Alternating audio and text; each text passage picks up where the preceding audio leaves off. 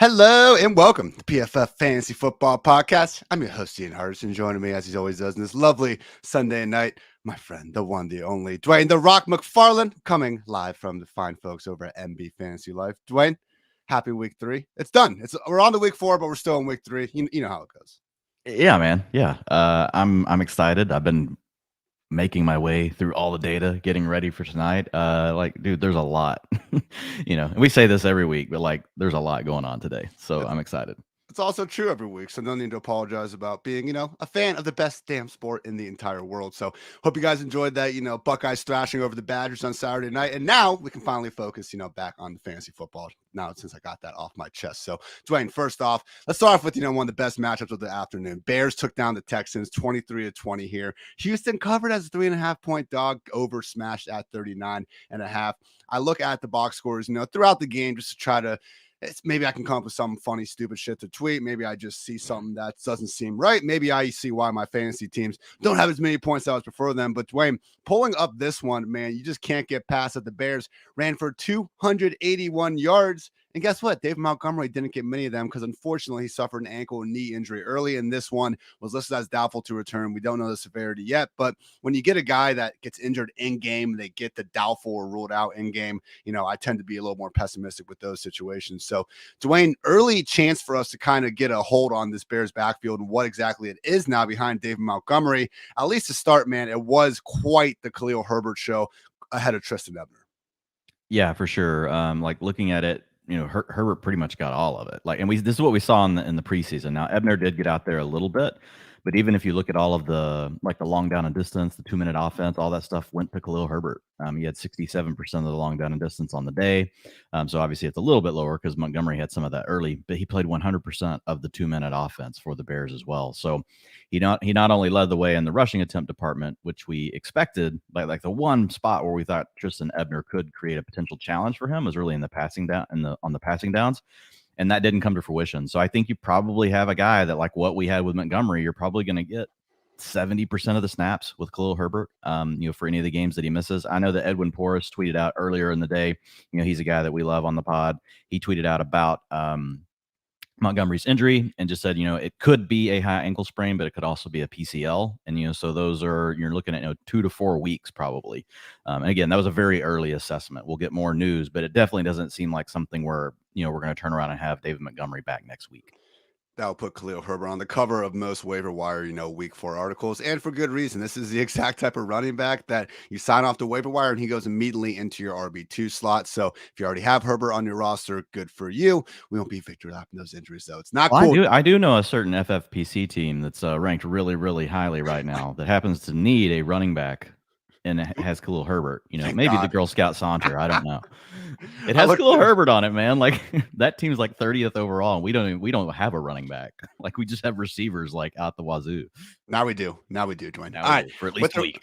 With the rest of the Bears, really was a rough performance. Every time I saw them cutting over Justin Fields in the passing game over on red zone, things weren't going good. We did get Cole Kmet first 2 receptions of the year. Darnell Mooney got 23 whopping yards. But my goodness, Dwayne, we already were staying away from this whole passing game until further notice. Well, further notice has not been given just yet. I wanted to pull up this stat I found pretty freaking crazy. Hey, at least Justin Fields got over 20 dropbacks this game. He got to 25. There we go. Yeah, because we took the 5 sacks. We couldn't get the 20 pass attempts yet, Dwayne. Let's not. No, we didn't. Carried away. One step at a time, man. One step at a time. So QB rating is a controversial stat when you talk about it in context of just the quarterback, because obviously a lot more goes into offenses, passing touchdowns, interceptions, passing yards, and just QB rating. But if you look at QB rating as a stat that encompasses an entire passing game, it's a little bit better. Right now, the 31st team in QB rating is the Cowboys at 71.3, and dead last at 50, Dwayne, are the Chicago Bears. It's been that bad. Dead last in just completion rate, highest average time to throw.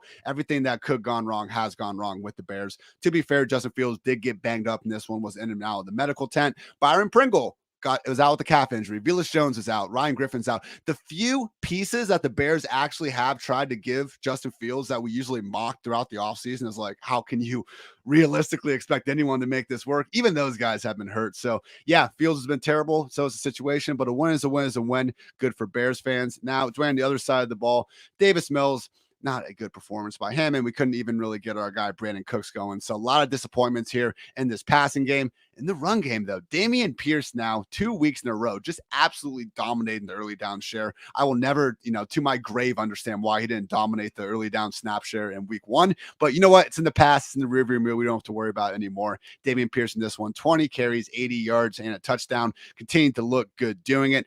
What are your rest of season expectations for Dameon Pierce now, Dwayne? Because unfortunately, we still can't really be expecting, the full-time pass down role. But at the end of the day, 60-40 split with Rex Burkhead, things could be worse.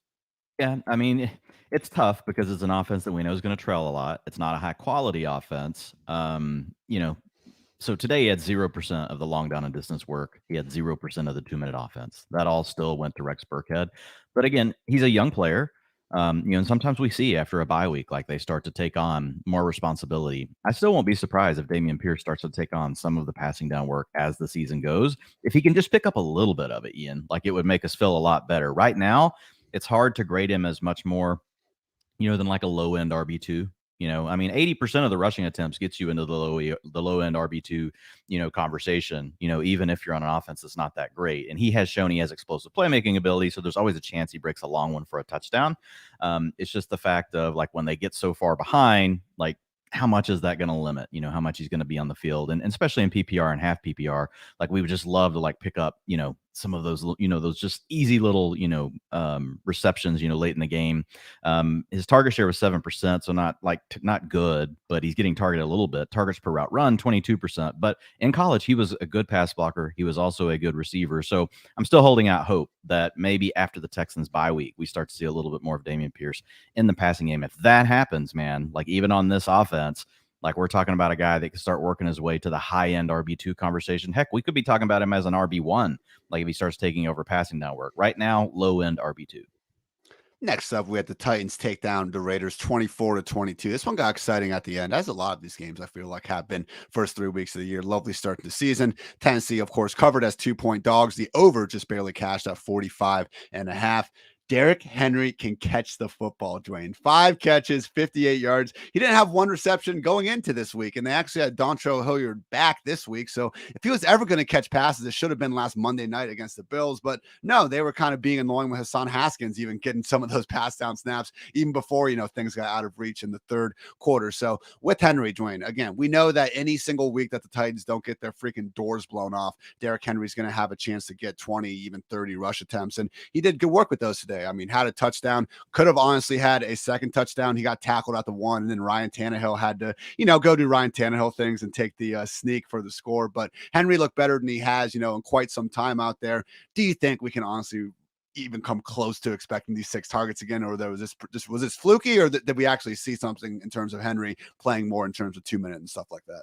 Well, we didn't see anything from a long down and distance or 2-minute offense. I hate to tell you, Ian, 0% in both of those categories. So Dontrell Hilliard had 89% and 100%. But some of the looks Derrick Henry was getting in the passing game were designed. Like the first one right out of the gate was a screenplay that they set up to him on the backside of a play. So those are the things that are encouraging. If they're going to try to get him engaged in the passing game on first and second down, then I think, yes, it could be sticky. That's the one way we have seen in the past where some of these guys that don't get, like we've seen it with Antonio Gibson with Washington last year. His targets weren't great because he never could get long down and distance and 2-minute offense, but they would design stuff for him on first and second down. So maybe it could end up being sticky. So it's like, it wasn't just a check down. They were actually saying, okay, we don't have a lot here, as far as our receiving core goes. Let's find a way to get Henry involved. So I think there's a chance like that it remains sticky, but it's going to be hard, But if you could just get 2 to 3, Ian, that's all we need. If you could get 2 to 3 catches a game, like we would be so excited, like just avoiding the zeros. I think 5 is going to be a bit of a stretch. we don't need our, 8 Eckler catches in the last drive of the game. We're not expecting that for Derrick Henry, but, yeah, just a couple, maybe in earlier parts. I don't think Derrick Henry and Nick Chubb in the open field is that bad of an idea. Call me crazy, Dwayne. Now, with the passing game, again, one more shout out to Ryan Tannehill. He did get another rushing touchdown, and now the QB leaderboard for rushing touchdowns since 2019. First place, Josh Allen with 24. Second place, Kyler Murray, 21. Third place, not Lamar Jackson. It's Ryan Tannehill at 19. Lamar right there behind him with 18. Might have even caught up by 1 at this point. So obviously great stuff from Tannehill. He did get Robert Woods, heavily involved in this one. 4 catches, 85 yards, team high, 9 targets. I thought this could maybe be the Treylon Burks breakout week, Dwayne. And to his credit, he almost scored. He had a nice catch on the goal line, took a hit, couldn't quite get in, but, had that almost score before Derrick Henry got in there. Have we at least seen Treylon Burks' underlying routes get to the sort of level where we could put him in the flex and maybe not throw up as much as usual? Yeah, we have. And the first 2 weeks, he led the team in target share. So I think this is now you kind of got the 2 ingredients. We just need to see them both come together. Now we need to see the targets per route run in a game where he's out here for 97% of the routes today. Let's go. That was more than Robert Woods. He was the wide receiver 1 on the field. And people will first remember, this is why you don't go look at snaps, folks, for receivers. Because I've already seen some stuff on Twitter. 68% of the snaps for Treylon Burks. Who cares? 97% of the routes. When they're throwing the ball, they have Treylon Burks on the field. So, yeah, I think this is a big deal for him. I think he's going to be the next rookie wide receiver. Like, they're all breaking out. Like, he's going to be right there along, with the other guys. I think I'll probably go ahead and just move. I had him in high-end wide receiver 4 territory. With this utilization, I'm probably just going to go ahead and move him into wide receiver 3 range. Sounds like a prime buy low candidate for me if you can still get him. Again, coming off that 1 catch, 13-yard gain. I mean, this isn't Justin Jefferson breaking out with 170 yards, but to Dwayne's point, I do agree that, we already saw Dotson in week 1, Garrett in week 2, Olave in week 3, week 4 might just belong to Treylon Burks. And all due respect to Drake London, he's kind of been balling out all season long, not trying to put that guy down by any stretch. Over on the Raiders side of things, Josh Jacobs, my goodness, doesn't make the flight on Friday, comes back, makes the flight on Saturday, and then proceeds to have his usual role, 65% of the snaps, 13 carries, 5 targets. Brandon Bolden was there on pass down. So no need to worry about Zamir White. No need to worry about Amir Abdullah. Maybe next week, maybe never. We'll get back to that conversation. The main point here with the Raiders, Dwayne, is that, it's Mac Hollins' world, and we're just living in it. 8 catches, 158 yards, and a touchdown.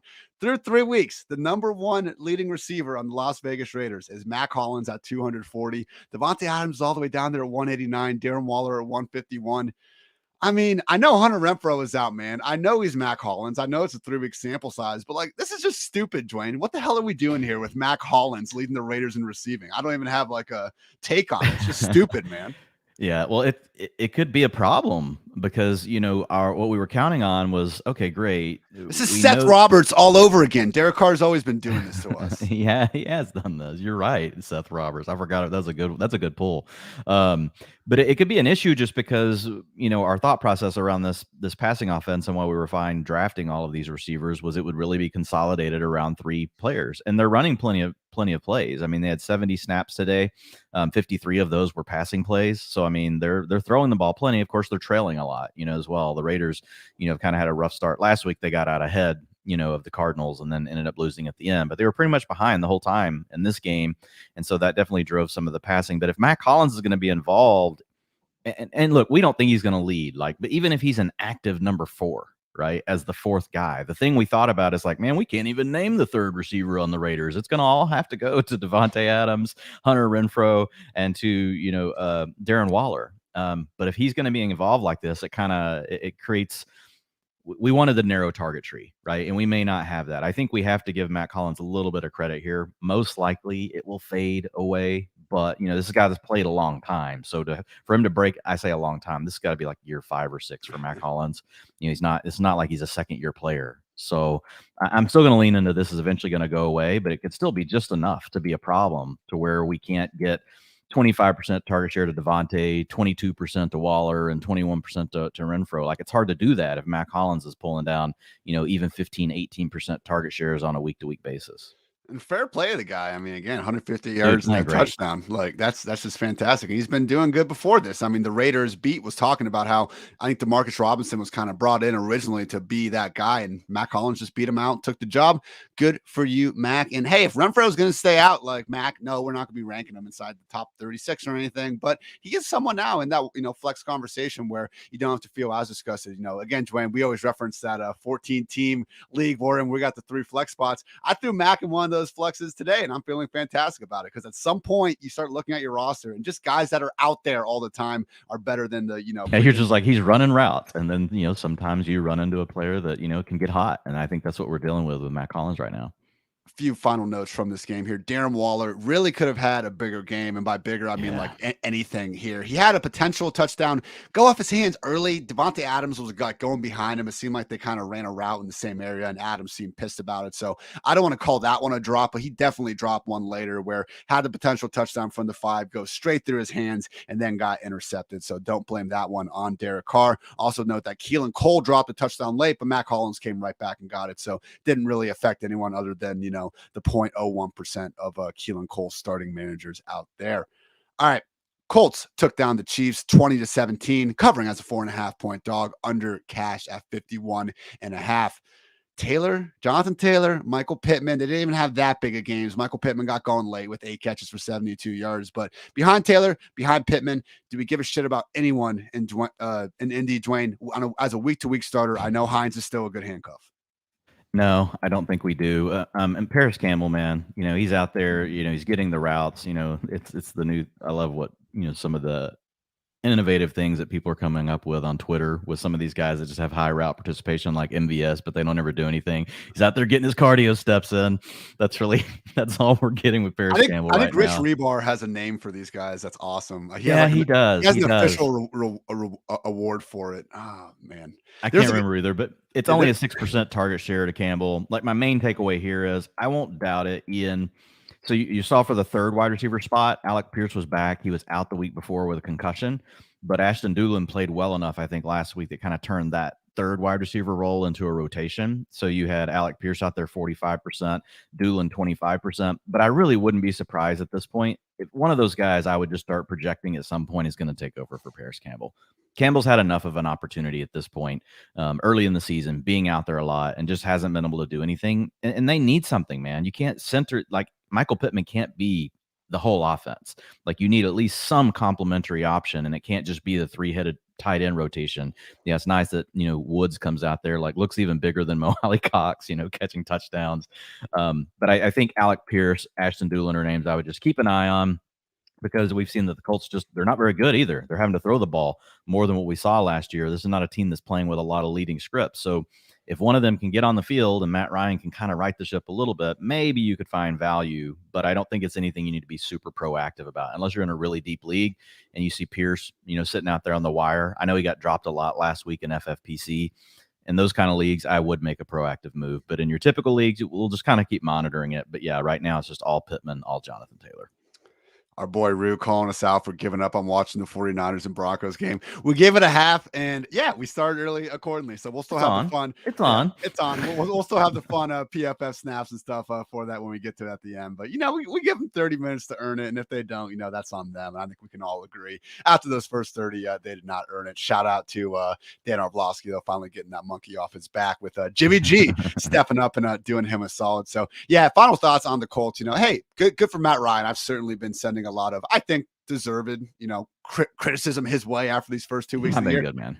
No, and he really wasn't in this one either. Still took 5 sacks, had 2 fumbles, lost one of them. He did get the touchdowns to Jelani Woods, but let's not act like, 20 points is anything to write too much home about. But you beat the Chiefs, and that's a big deal. So good job by you, Matt Ryan. Talking about those Chiefs and Dwayne, this really was an anomaly offensive effort from them. And I heard Scott Hansen at some point bring up in red zone, just like, yeah, not really seeing the same sort of Patrick Mahomes numbers out here today. And we really didn't, man. Just 262 yards and 1 touchdown on the afternoon. Mahomes has started 77 games, including the playoffs since 2018. This is just the 7th time that the team didn't score at least 20 points. So really was an instance of them not being at their usual firepower. I think a big deal of that was the run game having absolutely nothing to get going. Clyde Edwards-Helaire, 7 carries, 0 yards, 1 touchdown. Jerome Bettis is somewhere smiling after that. So unfortunately, Dwayne, we have a Kansas City offense that was not good today, but we know they're going to have bigger and better days. Beyond Kelsey, though, I'm with you on Clyde Edwards-Helaire. It's a 3 running back backfield. It continues to be a 3 running back backfield. And to this one, Jerick McKinnon even outsnapped Clyde Edwards-Helaire. So it's going to be tough to have Clyde ever higher than like a low-end RB2 just because of his usage. And then at wide receiver, things are continuing to get jumbled. The only real sure thing at this point is Travis Kelce. And it's just weird that it's week 4. And I feel like, I mean, if I would have told myself like by week 4 back in like August, like would we have a pretty good idea of the next guy target in this passing game? I would have thought we would, but here we are, Dwayne, and I don't really think we do.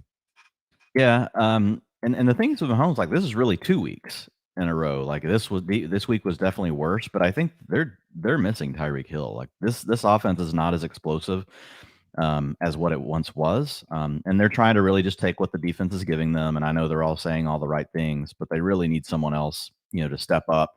Sky Moore really struggled in special teams today. So I don't know how much of that's going to put him further in the doghouse. I know last week we heard, we're going to definitely get Sky Moore out there more. He was only out there for 9% of the routes, which is just not enough. So right now, I think if you have to pick it, it is Juju. Juju got a 26% target share today. So in 2 out of 3 games, he's been right there with Kelsey as far as his target shares go, but hasn't done a lot with them, right? Only 13.9 fantasy points isn't the worst thing ever, but Juju he's not looking dominant or anything like that. So, and all the rest of the guys just continue to rotate. Mecole Hardman, already talked about Sky Moore, Justin Watson, they're all just kind of rotating in and out. And running backs are all doing the same thing. Clyde Edwards-Helaire is getting lucky, he's scoring touchdowns.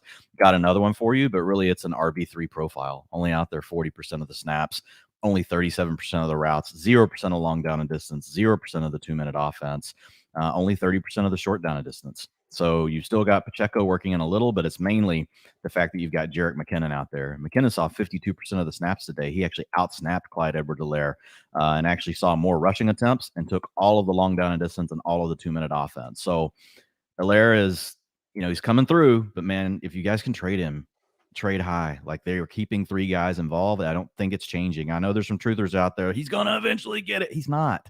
They're not doing it, man.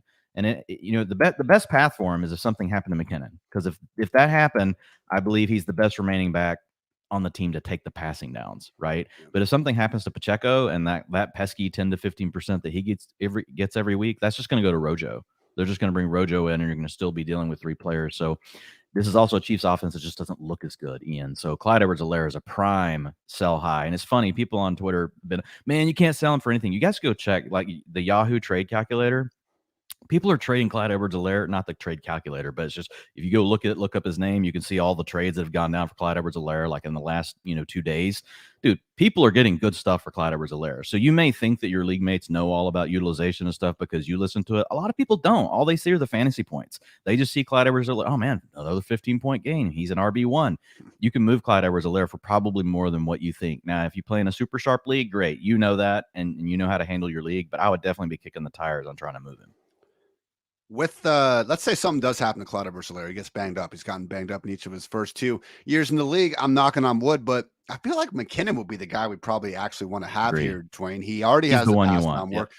He had 7 carries in this one. Pacheco only had 3, and we saw them turn over the entire offense over to McKinnon before. So might be a nice sneaky, just handcuff type option to have here in good amount of leagues. But yeah, with Juju, man, someone that I was obviously pretty adamant against throughout the offseason. But once we saw the first team snap rates and stuff in August and then into week 1, like once it became clear that he was a full-time guy, now he is second on the team, in targets behind Kelsey. Like clearly Juju is the number 1 receiver behind Kelsey. It's just a shame we can't really get him out of the wide receiver 3 range yet, Dwayne. I'm not saying we won't get there, but through 3 weeks, not yet. Still someone that was probably going to be closer to wide receiver 30 than wide receiver 20. Yeah, I'm with you. I think that's where you need to have him. The hope was he would be in the wide receiver 2 conversation already, and he's just not. Like he's a high end wide receiver 3, still plays on a team that wants to throw the ball a lot, and you get to play with Mahomes, but Juju's just not. He's just not doing a whole lot, really, with his opportunity. His yards per route run were nice today, 2.7. He had the 26% target share, but yeah, I'm with you. I'm keeping him in that same range for right now. Our boy ML is a CH truther. Nah, he brings up a reasonable point. He's just saying that CH did get 5 catches, 7 over the first 2 weeks. Does that not provide a decent floor? Dwayne, I think we're fine with those receptions. And he's still going to get some touchdowns just by virtue of being a, not maybe definitive lead back, but being a regular member of the Chiefs offense. The problem is that McKinnon's still the one getting the obvious pass first situations, right? Even if he didn't get the targets and catches in this one. Yeah. Yeah, I mean, look, all I'm saying is Edwards out. He's over his skis. He's scoring more fantasy points. This is going to come back to earth. That's the point is sell high, because what he's scoring is not sustainable and his role's not going to change. So eventually it's going to regress back. Like, he's just not, if he doesn't score the touchdowns, you're not getting anything. I'm not saying to give the guy away. Like, fine. If you can't trade him, keep using him as your RB2. Like, there's way worse things to be doing as an RB2, but he really grades out as an RB3 who's scoring like an RB1. Anytime you get that kind of scenario, you have to let go. You can't be like, oh my God, I love CEH. You have to actually be like, okay, I'm going to maximize this situation for everything I can, and I'm going to sell high. Like, that's just the best move to make. Over his skis? Is that an expression that people use? Yeah, like when you get your head out over your skis, and then eventually you're going to fall, right? And you're going to tumble down the mountain. You live in Texas. But I go skiing every year, man. Come on. Love snow skiing. This is wild to me. I went snowboarding one time, hit my head so damn hard on that ice, I never went again. I've hit my head really hard snowboarding as well. I snowboarded one time, and it was fun, but it was such a pain learning it. And I knew how to ski, and I was seeing all the skiers just fly by me, like doing because I've just grown up skiing, and I was like, screw this, I'm just going back to skiing. I was on my first ever ski lift going in I didn't do the bunny hills or anything. I'd snowboard. My buddy and I, splitting a joint, splitting a little thing of whiskey before. Maybe not the best thing to do before my first time going down a mountain. Dwayne, I was going so damn fast down that mountain. I was like, I'm a natural. This is great. Let me slow down. How do I slow down?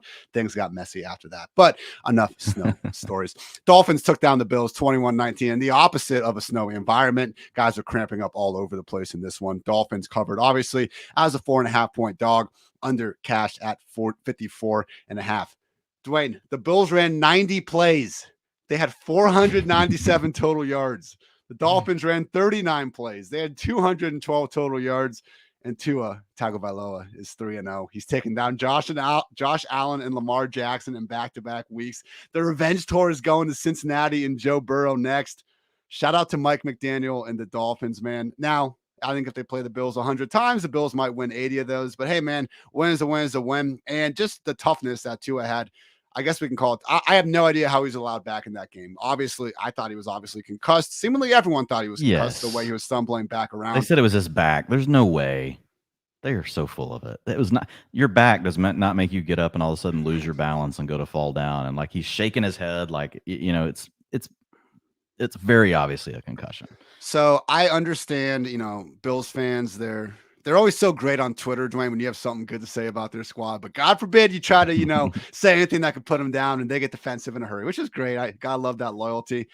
I think if you're having a problem anointing Tua as like a Josh Allen or a Justin Herbert level quarterback, that's fine. I don't blame you for having that. But at this point, we need to treat the Dolphins offense as that caliber because that's what they are. So whether or not you want to give Tua that credit, realize he's the quarterback in an offense that has been as efficient as those run by these quarterbacks that we're hoping for. At this point in the year, overall, number 2 in EPA per play. Passing, they're number 2. Rushing, not as good, number 19. But guess what? They pass the ball a lot. And when they do, Tua is second in yards per attempt at 9.2, 7th in adjusted completion rate, 2nd in quarterback rating.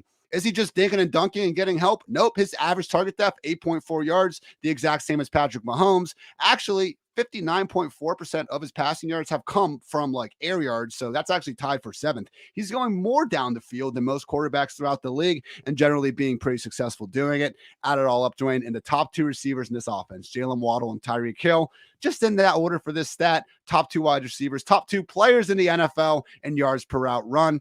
Whether you believe in Tua or not, I mean, what the hell else are we supposed to do at this point? Because the offense is working at one of the most efficient rates in the league. And again, they were doing good out there. They just didn't have many plays to work with throughout the game. So overall impressions on, I guess, just this Dolphins offense again, Dwayne, because the counting numbers in this one, other than Waddle getting over 100, weren't big. We still do have the split backfield to worry about, but just again, every single week, Waddle and Tyreek fire them up. And there's no reason to believe that Tua won't be able to keep up again, even if it's more so in that Stafford Cousins kind of more low end QB1 type of deal. I don't see him, turning back into a pumpkin anytime soon. No, I don't either. And once the injury happened, it obviously just changed everything, for the way this game was going to work out. 91 plays to 43. So, I mean, it's a pretty big difference. Tua missed 3 of those snaps. So it's a situation where I think the offense, what we've seen so far is they've really been, they've been throwing the ball above expectation, right? Really across all situations. They've also had better pace than what we've seen from, some of the historical offenses like that this offense is rooted in, like the 49ers. And so I think there's still a lot of positives. It's kind of an interesting data point. Like I'm probably just going to kind of throw out, like as far as, we didn't see as many plays. It was just weird the way the game worked out. So yeah, I like Tua. I think you need to consider him as a high end QB2 right there in that range you're talking about with Stafford, Cousins, Carr, and he could eventually ascend over those guys, right? Because he's just got, it's a loaded offense. The only other note I have here on the Dolphins, just quick update on the backfield. We saw Raheem Mostert again lead the team in snaps at 56%, Chase Edmonds at 44%. Route rate was also higher for Raheem Mostert at 56% and 40%. Rushing attempts really close, 44% for Mostert, 39% for Chase Edmonds. And the long down and distance and the short down and distance were both split between the guys. Now, Edmonds happened to be the one that was on the field both times when that short down and distance work ended up being inside the 5. So he scored the 2 touchdowns. But I don't think you can use anyone from this backfield right now. Like the offensive line's not really doing a good job blocking for the run game. And I think they're going to continue to lean into the passing games. He had 8 carries for 11 yards today for Mostert, 6 for 21 for Chase Edmonds, but he got the 2 touchdowns. So you got lucky. And I do think McDaniel has a more of a willingness than other coaches. Like Waddle had a rush attempt today. We've seen Tyreek already get a few. I think Cedric Wilson even a time or two. Like even if Tua's not that mobile, I think he's gonna not find his own Debo or anything like that, but still just find creative ways to get the ball to other players. And I think he realizes that his running backs are not exactly the strength of this team at the moment. So yeah, win is a win again for the Dolphins. Credit to them. I'm being 3-0. I might just get boots on the ground there in that Cincinnati Thursday night game. I feel obligated to guys stand up for the 1-2 Bengals against these guys coming into town. On the other side of the ball, though, the Buffalo Bills. Again, it was funny, Dwayne, because when we did our team preview series, we talked about Josh Allen, and we were like, how could Josh Allen actually bust as a fantasy quarterback? Like even if the Bills are bad or something. And you look at this game, they scored 19 points.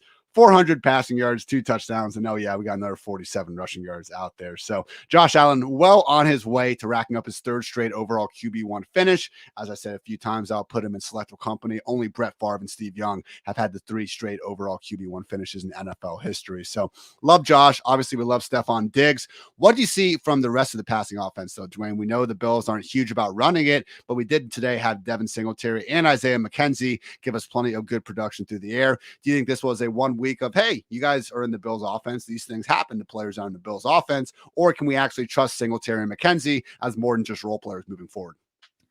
Yeah, so they used a lot of 2-minute offense today, and that's how you end up with the 91 snaps. They ran 16 snaps in the 2-minute offense. That's a really high number. Like normally 7 or 8 is a lot. And so they doubled that, And so the key for McKenzie today, he was only out there for 55% of the routes, even though he came through with 21.2 PPR points. But 94% of the time they were in the 2-minute offense, he was out there. And that's when he was scoring his fantasy points. So, we normally talk about the 2-minute offense like with, running backs and stuff, but maybe it's something we need to pay a little bit more attention to with certain teams that we know are willing to use that 2-minute offense quite a bit, and Buffalo certainly is one of those. And so my original tweet I put out about McKenzie is, he scored really well today, but I'm a little worried. You still had Jameson Crowder out there 49%. So, but to his credit, he was out there for the 2-minute offense. And then as far as Dawson Knox, man, it's just not happening. The routes 58%. Now he was banged up this week, so they may have, but we've kind of been making excuses for. They took him out of the game for a while with heat exhaustion. Yeah, they had several guys miss. Yeah. But at the same time, we've basically been making excuses for Dawson Knox every week now. It's something. It's always something. Oh, he got bent over the wrong way. Well, the game just went. He's just not demanding targets, man. I'm just starting to think Dawson Knox is one of those guys who's really good with the ball in his hands, but he's not really good at getting the ball to go into his hands because he's not open enough. Gabriel Davis, kind of the same thing. Now, he was limited all week with the with the ankle injury that kept him out last week. So maybe some of this is tied to that. Out there plenty, man. 96% of the routes, which is kind of what we expected with Gabe Davis. The problem is he's not earning targets either, only 11% today. And so, and to your point, in a game where you had guys like Stephon Diggs was rotating out as well. And so you had times where Gabriel Davis was out there without Diggs competing for targets, and he still couldn't really come up, with much. So I'm just starting to think like Gabe Davis just kind of is what he is. He's probably not going to be taking this big step forward and all of a sudden be a 25% target share guy. He can still survive. Like he only had 11% today, like at 15%, 18%, like we talked about in the offseason. If the offense is running 91 freaking plays a game, like you're still probably the 74 of those were passing attempts. So 15% target share on 74 dropbacks, can still be really freaking good for a guy like Gabriel Davis. So no need to panic. Just don't have your hope, like reset your expectations. He's a wide receiver 3. He's a boom bust wide receiver 3. He's going to give you some wide receiver 1 weeks, and then he's going to poop his pants certain weeks like this. It's just not going to look real great for him in the box score. But the biggest thing really is Devin Singletary, man. Like these other backs are they're not taking it away from him. We're honestly right now being objective, like Devin Singletary is kind of getting the same utilization lines we were seeing at the end of last year. Now we've seen Zach Moss work in. We've seen, James Cook work in, but this week, man, 74% of the snaps went to him. 61% route participation, 65% is elite, right? 70% is elite. Like 60 is really good. Short down and distance, 86% of it. Long down and distance, 85%, and over half of the 2-minute offense. So he's now staying on the field again, and passing downs had an 18% target share. So I don't know if this will stick, man. I don't know if it's just a certain thing with this game, but like if it does, that's kind of what you need in the Bills offense. You can't have a rotation of 3 guys because they throw so much and Josh Allen will still touchdowns. To be a viable option, you kind of need to like really be out there for all of it. And this week Singletary was. Shout out to Ball Kane for reminding us the Bills actually only scored 17 points on offense. They got their 2 points from the butt punt. That was fantastic. Yeah. People actually like go out of their way to try to tell me I'm wrong about my anti-kicker and punter stance, Dwayne. And then like we watch that happen and, they just won't learn, but that's okay. You guys. Did you hear Tyreek Hill's quote on that? What did he say? He said the next time that happens to Sherfield, he'll catch it with his butt cheeks because his glutes are really strong. Jesus Christ. Last few things in this one. I did see that Josh Allen was getting x-rays after the game. Didn't seem to impact him in any way, but just something, well, obviously, my God, I'm sure if Josh Allen, gets a paper cut at practice, we'll get 90 million tweets about it. You guys saw the Justin Herbert experience over the past few days, so we'll find out more about that soon. Hey, what's your thought, just real quick, like on the Singletary thing? Like, it's only one data point. Like, we haven't seen it be this strong, but Zach Moss was only out there 18% and James Cook 11%. But like Singletary's a guy I've been shying away from. I have him on a few teams, just not willing to put him in a lineup. But just wonder if you think this is something that sticks. I will say it helped that Moss and Cook played their best games of the year. Moss had this explosive, like 43-yard run where he almost got actually loose. He barely stepped out of bounds. James Cook was out there too. I mean, actually caught 4 balls. Like week 1, we were like, when the hell are we even going to see James Cook back out there on the field? So I think it worked out for Singletary. I don't think like Cook or Moss are falling out by the wayside though. I think they're going to stay in this 3-back committee. This was the higher end performance that Devin Singletary can have as the lead back in Buffalo. I would assume that his snaps will be more so in the 60% range. Maybe they keep going up though. Yeah, even 60% would be good, but yeah. I mean, it would be okay. Like when he's at the 70% mark in this offense, like it's been really good for him. So it's something we'll keep an eye on. Final notes here. Jake Kumerow suffered an ankle injury. Might have helped Gabe Davis get out there a little bit more, but maybe it's not being that huge part of an offense, as Dwayne alluded to. I saw McKenzie, Knox, and Stephon Diggs specifically miss time with cramps and the heat stuff, and also mentioned the Tua back injury. A couple sheeshes in this one, though, because, yeah, again, like you would think that the Bills having this many freaking yards of offense and only 19 or 17 points, wherever the hell you guys want to roll with, yeah, some stuff went wrong there. So Gabriel Davis had a touchdown in his hands, was coming down with it. Cornerback made a fantastic play, punching it out at the last second in the end zone. Would have been good from about 15 yards out. And Josh Allen, the throw he missed to Isaiah McKenzie on 4th down, if Tua missed that throw, that shit would have been being played like all over Twitter for the next freaking week, man. So I saw what Josh Allen did the rest of the game. I saw what Josh Allen has done the rest of his life. I get it. He's better than Tua. All right.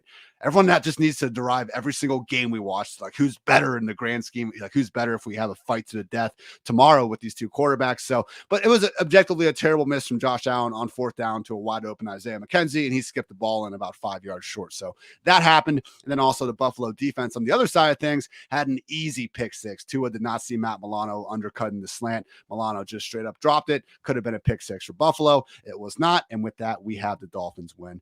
Moving right along, the Minnesota Vikings took down everyone's favorite underdog, the Detroit Lions, 28-24. Detroit did cover as 6.5-point dogs, over cash at 51.5.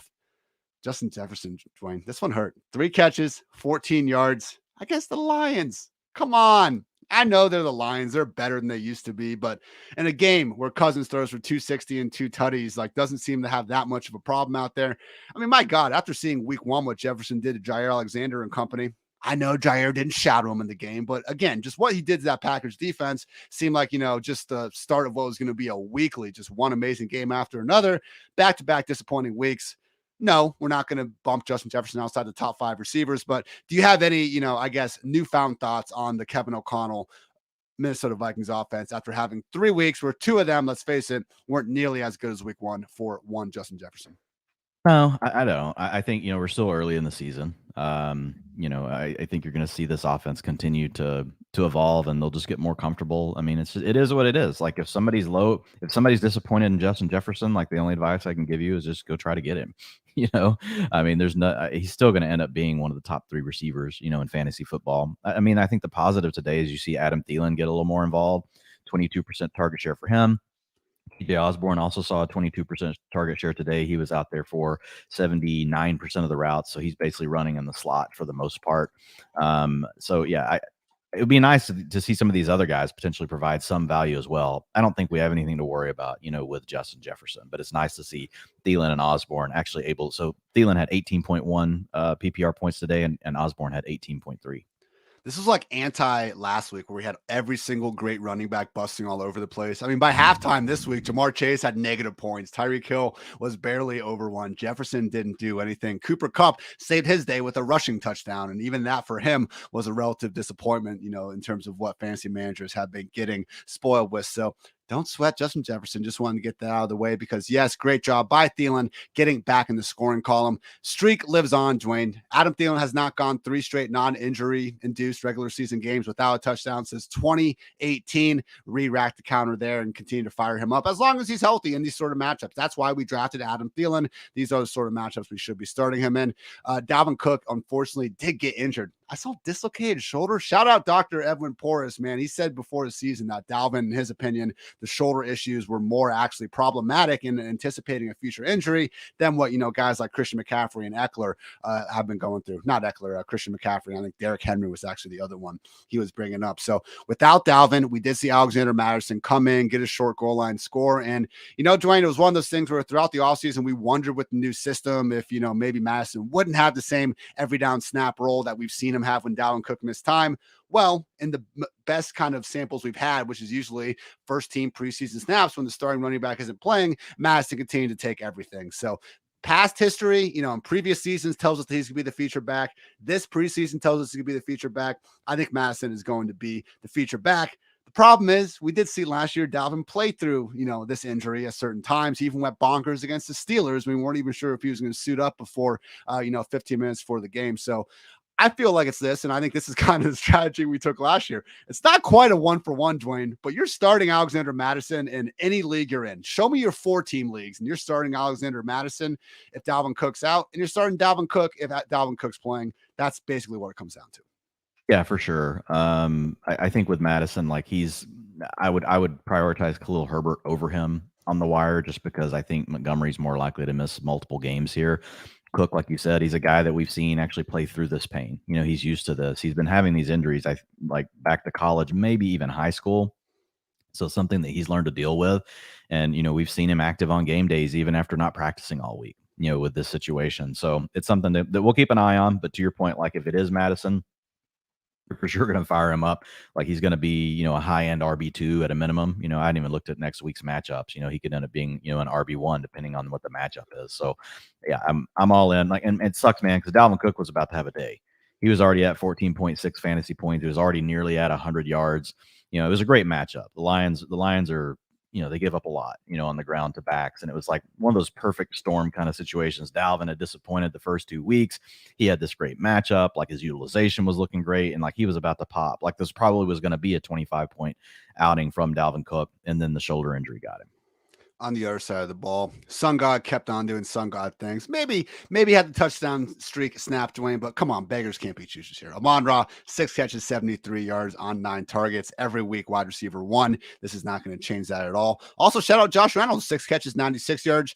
I view Josh Reynolds and Matt Collins as basically like the same person, maybe to a slightly lesser extent because I think Carr is a little bit better than Jared Goff. But again, it's someone that, no, I'm not going to be going out of my way to start really ever, but there are going to be certain leagues where you just want that full-time wide receiver throwing the flex. Josh Reynolds can't be that guy. The interesting part, though, is going to be the backfield. Actually, real quick, I would note that Amon-Ra almost extended that touchdown streak. He caught a crosser, and I wanted a better angle on that play, Dwayne, because he tried to jump over Patrick Peterson. Like from the angle we had, I kind of thought he broke the plane. Whatever, they were just short, and they gave the ball to Jamal Williams on the next play for the score.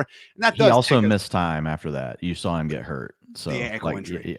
Yeah. So, and I think that slowed him down the rest of the game. He really wasn't that involved after that. So I think we'll have to really keep an eye on the injury report this week with Amon-Ra. Obviously, it doesn't sound like it would be anything like a high ankle that would really bother us because that's harder to. Now, sometimes the guys can play through it, on adrenaline, and then, it'll get them the next week. But definitely dealing with some sort of an injury. He was only out there for 78% of the routes. Or route participation this week, but he still led the team. Well, was second on the team behind Reynolds with a 24% target share. But when they really needed him at the end of the game, like trying to convert third downs, things like that, they were still going back to Amon-Ra St. Brown.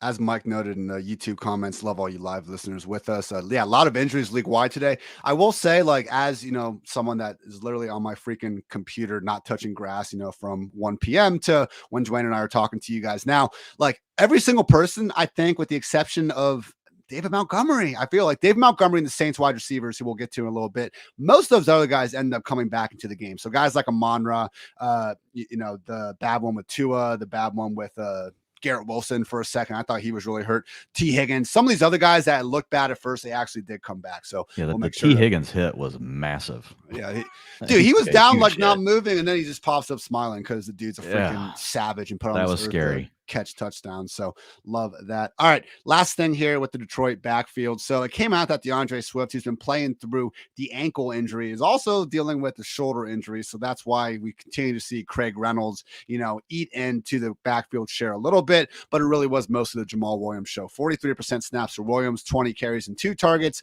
42% snaps for Swift, 7 carries and 4 targets. So on the season, Dwayne, through 3 weeks, DeAndre Swift now 50.8 PPR points. Jamal Williams right behind him at 47.7. I think we saw in week 1 what this should look like more weeks than not when, both guys are healthy, and that's DeAndre Swift being the lead back. But the main difference between these two offenses is all the damn scoring the Lions are doing. I heard them mention on the broadcast how it was, I think that it got snapped. It got snapped in the 4th quarter today, but they had scored a touchdown every single quarter of the season. I think it might have even stretched back a little bit into week 18 from last year. So really, that's the thing here, where Jamal Williams last year, I don't think his role has changed all that much. He's getting used more because DeAndre Swift's been a little bit banged up. More than anything, what's been so great for Jamal is basically what we talked about in the preseason, him having a chance to be this year's James Conner, with the Lions offense taking a step forward and him getting those goal line touchdowns. So he got 2 today, and Dwayne, it takes us to the point where Swift, if he's healthy, again, he's going to be tough to ever keep out of the lineup and drop like lower than RB15 or so. We know how explosive he is and the pass catching skills. And even if he is at less than 100%, still someone we're going to be trusting more weeks than not. But with Swift banged up, man, Jamal Williams, are we starting to look at this backfield a little bit more like, a Green Bay situation where we want to squeeze both guys in the lineup? At a minimum, I feel like Jamal, needs to start creeping up more and more into that mid-tier, the RB3 range. Yeah, I think Jamal really at this point is more of a high-end RB3 just because, and I thought that, your arbitrage play, right? Your comp to him from last year, James Conner, like the 2021 James Conner. And that's what we're seeing. He's getting all the work inside the 5, and that's not new. That's been occurring even when DeAndre Swift was healthy. So he's getting to punch in all the touchdowns, and you're in an offense that you just pointed out is playing better. So honestly, like Jamal Williams has the same utilization profile as Clyde Edwards-Helaire. But if you ask anyone about Jamal Williams, oh man, I don't want Jamal Williams. Go Clyde Edwards-Helaire as an RB1. They're the same thing. They're getting used the same exact way. Jamal Williams is getting targets, just like Clyde Edwards-Helaire is. He's getting more of the rushing attempts right now, 61%. I do think this is because DeAndre Swift is hurt, but it's kind of confusing because we're not really seeing DeAndre Swift miss practices. You saw him miss Wednesday, then he's limited. Every time they ask him if he's going to play, he's going to play. He's obviously been on the injury report for the last 2 weeks. And last weekend, despite being on it, we saw him look great. He came out and basically, juked a guy out of his shoes, on one play to score a touchdown in week 2. And then this week we come out and see similar utilization. This is the second week in a row where we haven't seen him, get over 25% of the carries, only 21%. So I do believe it's probably tied to the injury because Swift, when he still looks really good. So it's got to be something going on with the injury. But at the same time, I do think Jamal Williams, he's not going away. He's probably going to be 40% of this backfield no matter what. And to your point, they've worked in Craig Reynolds a little bit. Craig Reynolds helped ease the load a little bit on the short down and distance stuff this week. He had 40% of that. So if the Lions, man, just rest DeAndre Swift. Don't play him for a week. Just let him not practice, not play. That's why you have Jamal Williams. It'll allow you to let him get healthy. So my thought process, if I were the Lions, would be just how do we get Swift healthy? Because as long as we keep on with this pattern, we're not really gonna know. You're gonna have to, obviously, to your point, start DeAndre Swift, but it really impacts the way we would rank Jamal Williams, right? If we knew Jamal Williams was going to come out and get the kind of workload that he got today, we would be putting him in the RB2 conversation. So it's kind of a tricky situation because we don't know for sure. We probably won't know when DeAndre Swift is fully healthy or not. We're not going to know. Hawkinson or Knox rest of the season? Oh, Hawkinson. Hawkinson is still earning targets at a rate above Knox. He's earned targets at a rate above Knox his whole career. So I would rather have Hawkinson. Are you happy about either of them though?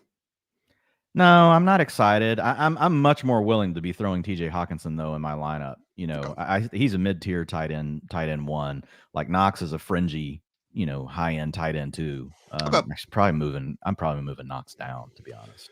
I think that's fair. I wouldn't put Hawkinson with that Ertz, Goddard tier of guys that are he's behind below the big that. dogs. But he might be his own tier at this point, and that's okay. All right. Ravens took down the Patriots 37-26. Hey, Dwayne, I guess Rashad Bateman is the Ravens' best player, right? Because Belichick never gets burned by the opponent's best player, so we can't bring up Lamar scoring, 5 touchdowns on him or Mark Andrews going for 89 and 2 touchdowns. We got to say that Bill Belichick did his job. He shut down Rashad Bateman, and the rest of the team are the ones that messed up, right? I think that's how national media is supposed to talk about the Patriots. All right. I'm done with my little spiel there. But Ravens covered 2.5 points, over cash at 45.5.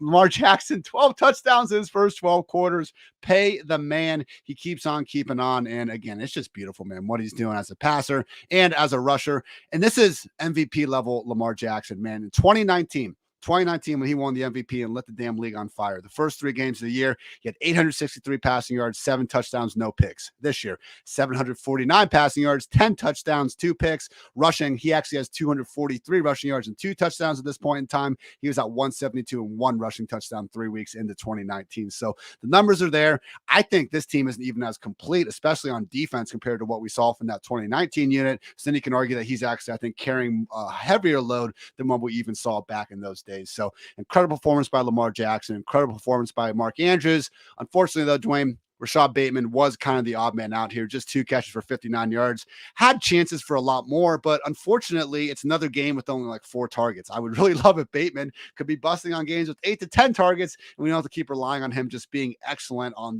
these minimal chances he gets during each game, because he was open deep for a good 40, 45 yards. I mean, best case, he breaks a tackle and scores a touchdown. Lamar put it out there, and it was just off the fingertips. And then later in classic, sometimes the wide receiver is getting shut out for 45 minutes, they just try to feed him a catch. He finally gets the catch, immediately fumbles the ball, and has to deal with that. So tough game from Bateman. What are your overall thoughts on him moving forward? And, was the ascension maybe up into a weekly wide receiver 2 a little bit too soon for someone that, unfortunately, man, just behind Mark Andrews, we're not seeing them really give Bateman that sort of number 1 alpha route role that we were expecting. Yeah, I think Bateman, is still going to have his huge games. He's just going to be a little bit, he's going to have some boom bust to the nature. He's only out there again 79% of the routes. We really want our wide receiver 1s to be 90, 95%. Again, like still looks fine. 15% target share, 33% of the air yards. It's just going to have weeks like this. So you're just going to have to live with it. It's going to be a guy that's going to be tough to put on your bench though, Ian, because as soon as you do, he's going to have the 30-point week, right? And then you're going to start him the next week and he's going to have the 7-point week. So it's a guy that honestly, if you've got him on your team, unless you're playing in a really shallow league and you just show us some insane roster, like he probably still needs to be in your lineup, pretty much every week. It's going to be maddening trying to pick which weeks, he's going to hit and which weeks he won't, but still a very talented player. So I feel good about him. We also had J.K. Dobbins return this week. So they kept him in a rotation. Justice Hill was still out there, slightly more snaps, 47%. Dobbins had 44%. Lamar Jackson led the team with 40% of the rushing attempts, and then Dobbins was second at 28% with Justice Hill at 24%. Hill kept most of the long down and distance work. They did not have Dobbins out there for that. But this is what we talked about. Once J.K. Dobbins eventually came back, we had always mentioned, guys, they're probably going to ease him back. And it's a team that likes to use multiple backs anyway. So there's no, there's not a lot of competition here, I think. So if Dobbins can truly keep just getting healthier and healthier and healthier, there's a real chance maybe we finally see a running back get 50, 60%, of the snaps, for the Ravens. But right now they're taking it kind of slow with J.K. Dobbins. Since week 1 of last season, Mark Andrews has 129 catches, 1,606 yards, and 12 touchdowns. Travis Kelce has 109 catches for 1,355 yards, 11 touchdowns. Andrews has been more efficient. He's had a higher ADOT. He's been demanding more targets per routes run. Dwayne, if you're not there already, is Mark Andrews the number 1 tight end in all fantasy football? Yep, he is. Cool. He is. 50% target share today. That'll work. 54% air yard. Yeah, it's just nuts. I mean, in 91% route participation. Like he's elite, man. He's the alpha. Would just mention with J.K. Dobbins, he did get down the 1 yard line just one time, and Lamar had to go ahead and throw a touchdown to Josh Oliver instead. So almost there for J.K. Dobbins. But yes, now that we have seen this, I think we can hopefully get back to seeing him playing over 50% of the Ravens snaps. Hopefully work his way back into that RB2 conversation before much longer. All right, other side of the ball with the Patriots. Unfortunately, Mac Jones believed to have suffered a high ankle sprain per NFL Network's Ian Rappaport. They're reporting that this means he'll miss time and potentially head to the IR if the MRI confirms it. So Brian Hoyer season, Dwayne, this sucks. This is one of those moments where you're like, oh my God, like someone actually came into the year with Brian Hoyer unironically set as their backup quarterback and didn't have the, decency to turn injuries off before they started the season. So unfortunately, that's what we're looking at now. And in a game where we didn't have Jacoby Myers, he missed this week with a knee injury. Devontae Parker, man, put all the dogs in that x-ray for Devontae Parker in this one, man. 5 catches, 156 yards, 10 targets. Auden Tate-esque, Dwayne, out there just winning at the catch point, big bodying all these guys. Guy looked freaking fantastic out there. Very happy to, at least have a couple best ball teams. I have no idea how they're doing, but I know I drafted them a few times, so that's just where my mind goes in situations like this. Unfortunately, though, Dwayne, once Jacoby Myers comes back, which we're not believed to think this is going to be some super long injury. When you combine Jacoby coming back and then Brian Hoyer also now taking over from Mac Jones, massive downgrade there. I don't think we can have any of these Patriots pass catchers as recommended starts as long as Mac Jones is out. No, it's going to be tough. I mean, Parker, it was his big game, but this is what he does. This is what Devontae Parker does. He gives us 1 or 2 of these a year. It'll be interesting with Mac Jones. We have seen some quarterbacks play on a high ankle sprain. If you're not a quarterback that's trying to run around all the time, for a running back, for receivers, tight ends, like it's obviously no way. So it'll be interesting to hear, but either way, like it's not a good thing for Mac Jones if he's having to play with that. Versus, if we see Brian Hoyer, both things are probably downgrades for the offense. With Parker, like we also saw Nelson Aguilar out there more. You mentioned, we had Jacoby Myers was out of the game. Yeah. So Aguilar was out there for 74% of the routes. Obviously he was the Patriots wide receiver that kind of popped last week. This week, only 6.1 fantasy points, while 20.6 for Devontae Parker. Would also note Jonnu Smith just short of the end zone after getting a screen led to a Ramondre Stevenson touchdown. And there was this 2-point conversion play, man. It was absolutely wild. So they gave the ball to Ramondre in like a stretch play, and he cuts it back as he's like going to the ground. Mac Jones is like next to him. He laterals it to Mac Jones. Wasn't designed. Mac Jones like breaks the tackle and finds his way into the end zone. I was hyped in the living room. Dogs were going nuts. The Hartitz household was alive. Unfortunately, Ramondre's knee was down just before he made that lateral, so it didn't count. But Ramondre did have himself a day here, 73 rushing yards and a score, also chipped in 4 catches for 28 yards. And Dwayne, the utilization backed it up where, hey, it took us a while to get here. If you want to take your Ramondre victory laps and you expected James White to retire and you expected, JJ Taylor and Kevin Harris not to be involved, and then you expected Ty Montgomery to also get injured, well, you freaking called it, man, because here we are, Ramondre Stevenson with this utilization. Now, if Hoyer's under center, it's going to be, just a little bit of a downgrade. But if Mac Jones is back and we can expect this to be an average offense, man, the way Ramondre is being used is as a legit fantasy football RB2. Yes, he's an RB2. 62% of the snaps, 64% route rate. That's elite.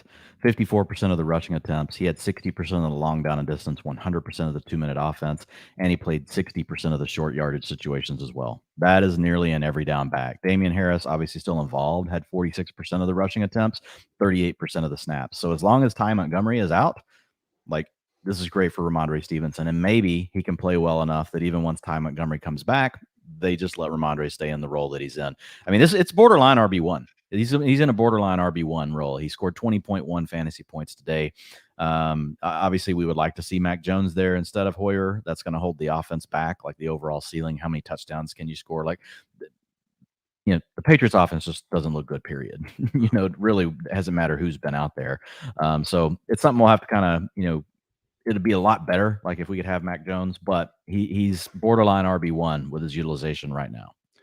Bengals took down the Jets, first win of the year, 27-12, covering as 6.5-point favorites, under cash at 45.5. Joe Burrow only took 2 sacks in this one, easily his best game of the year. I mean, just some of the quick adversity he came back from, even on the first drive of the game, man. They go down there, they call it cool kind of throwback passing, like the modern flea flicker, basically, and Burrow throws a deep dime over Jamar Chase's shoulder, and he just didn't track it well. The best deep ball tracker in the league, or one of them at least, in Jamar Chase, couldn't get that one. Would have been a 56-yard score. Unfortunately, it wasn't. And then do a shovel pass. Tyler Boyd, touchdown. No, it wasn't. Nullified on a hold. Good call. And then T. Higgins makes a ridiculous catch in the back of the end zone. On the initial review, it looked like he caught it, and they kind of showed another one where I do think his heel was just out of bounds, but that was almost a 20-yard touchdown. Who eventually gets the touchdown? Of course, Samaje Perine. So Burrow really just kept going right back at it, finding T. Higgins again and again, and having to deal with Jamar Chase having, one of the worst games I think I've seen him play. I mean, this version of Jamar Chase was basically how I imagine he looked like in training camp when all the reporters last year couldn't, go a day without talking about all the balls he was dropping out there. I mean, even the touchdown where no one guarded Jamar Chase just on this easy slant, like he even kind of like double caught that. He had a chance at another ball in the end zone where they reviewed it, and he actually juggled that one. So look, just like Justin Jefferson, I'm not worried at all about Jamar Chase. It was a bad game. He's going to have better ones. More than anything, Dwayne, I think it was just good to see this passing game get back to taking some downfield shots and get back to looking like the group that made the freaking Super Bowl last season. So with that in mind, the passing game, again, you guys know you're always starting Higgins. You're always starting Jamar Chase, and Boyd in this one with that fun, broken tackle, 56-yard touchdown. We know he can do that. What was going on with this running back usage, though? Because we did see Mixon 12 carries, Perine had 9, and the snaps were a little bit more favor in Perine than usual. 67% for Mixon, 33% for Perine. Mostly just a matter of the Bengals being up so much going in the fourth quarter, Dwayne. I mean, possibly. It kind of threw me for a loop because really we've seen Joe Mixon handling, 80% of the rushing attempts. So my guess is that it really was coming later in the game. I'll have to confirm it later, but 37% of the rushing attempts to Perine, 48% to Mixon. Mixon, the nice thing is he did continue to keep the 2-minute offense. Now they didn't have to use it very much today. It was only 3 snaps, but he played 100% of those. And so that's a development that we've seen over the first few weeks. Overall, I'm still very positive on Mixon. My guess with Perine, yes, was that it was coming later in the game when they just really didn't need to have Mixon out there, running into a brick wall, potentially, just taking hits he doesn't need to take, knowing that they're going to need him, for the rest of the season. Very reasonable. And when I checked on Sunday night, Mixon leads the NFL in combined carries and targets. So he's getting plenty, can't always expect these guys to get 30, 40 touches every week here in and out. When, yeah, it is still September and they have a lot to play for, obviously. And, the real life side of things, not just our fantasy teams. On the Jets, probably the last start we saw from Joe Flacco, at least for a while. Zach Wilson has been reportedly set to come back in week 4 ever since he got injured. And, we'll see. Hopefully, when I look at the Jets, to me, having the Zach Wilson under center, it's a little bit like different style plays, but I think the upside of the entire offense is higher with Zach Wilson because we know who Joe Flacco is at this point. So to me, it's almost like Trey Lance and Jimmy G in San Francisco, where I think the overall offense could maybe the best versions with Zach Wilson, but we have a nice floor here with Joe Flacco that's given us, Garrett Wilson really breaking out early, and we've had some of these running backs, just really eating in receptions in ways that we've seen with Flacco and ways that we've seen with Mike White, but we really haven't seen with someone like Zach Wilson as much, who's got a little bit more of that Mahomes gunslinger gene in him. I just don't think he has quite the same idea about where the ball's going to go when it leaves his hands. So with that in mind, Dwayne, just overall impressions on like how you feel about the Jets offense now versus once Zach Wilson comes back, because this is a risk, and it's possible that even though kudos to the Jets, we said it's an offseason, like to have these weapons in the offense and the offensive line when it's not getting hurt, like the Jets have done a good job giving themselves a chance to, I think, judge Zach Wilson this year and see if he's the quarterback of the future. But like for next week, man, Zach Wilson's back. Can we rank Garrett as the top 30 wide receiver he's been, or are you going to kind of take a pause on the week, answer most start-sit questions with the other guys for now? I haven't thought that far ahead. Like Zach Wilson definitely scares me. But I think I'm going to trust the talent with a guy like Garrett Wilson. And real quick, before I keep going, Samaje Perine, 16 of his snaps came in the fourth quarter. Not all 9 of those rushing attempts came in the fourth quarter. So Mixon only played 2 snaps in the fourth quarter. So it was definitely just due to the fact that they were leading. But back to the Jets. Like Flacco's definitely had a connection with Garrett Wilson. I would prefer Flacco, like if I'm starting Garrett Wilson, but at the same time, I think if we can get a step forward from Zach Wilson, and he needs a big step. Like he was really bad last year. Like he had some moments that were good, but like overall, like it was just really, really bad. And if you compare him historically to other quarterbacks that played that bad in their first season, most of them didn't turn out well. Now there were a few, and one of them was named Josh Allen, a guy that didn't grade very well that first year. And then another one was Derek Carr that was pretty bad that ended up being decent. So he has outs. And so I think the thing that I like about Zach Wilson is potentially do you just get more stuff pushing it down the field, right? Can you get, an offense that maybe, the bust is going to be worse, but like maybe the boom is bigger, whenever you have a guy like Zach Wilson, leading the way. So, but today it was pretty interesting. Garrett Wilson for the 3rd consecutive week, Ian, and targets per route run led the receiver group.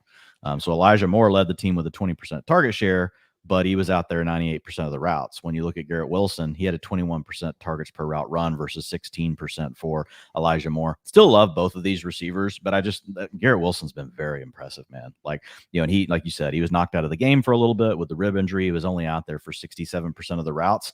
But I think it was happening today. Like I think he was probably about to take over Corey Davis, or at least be around an 85% route participation before that injury happened and kept him at a 67%.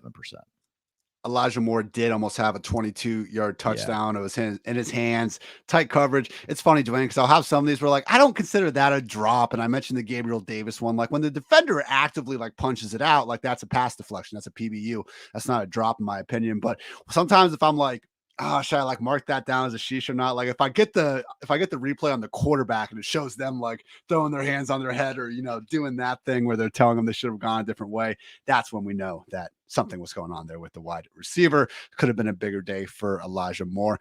Final note here. We did see Breece Hall lead the backfield in snaps, 51% here, had 11 targets. Ty Johnson, annoyingly involved in week 2, back into an absolute nothing role in this one, in a game where he could have been really annoying. So Breece Hall went ahead and caught, 6 passes in this one. I mentioned those 11 targets. And just on the year, man, I think the kind of behind the sort of analytics that hyped up Michael Carter as a great pass catcher, and I was a little bit worried to kind of anoint him as that. Good, but when I see him, being compared to Hines and Kamara, I just wasn't quite willing to go there for right or wrong. Breece Hall, just from what we've seen from him receiving, he looks freaking fantastic out there, man. His like double spin move today, getting some yak.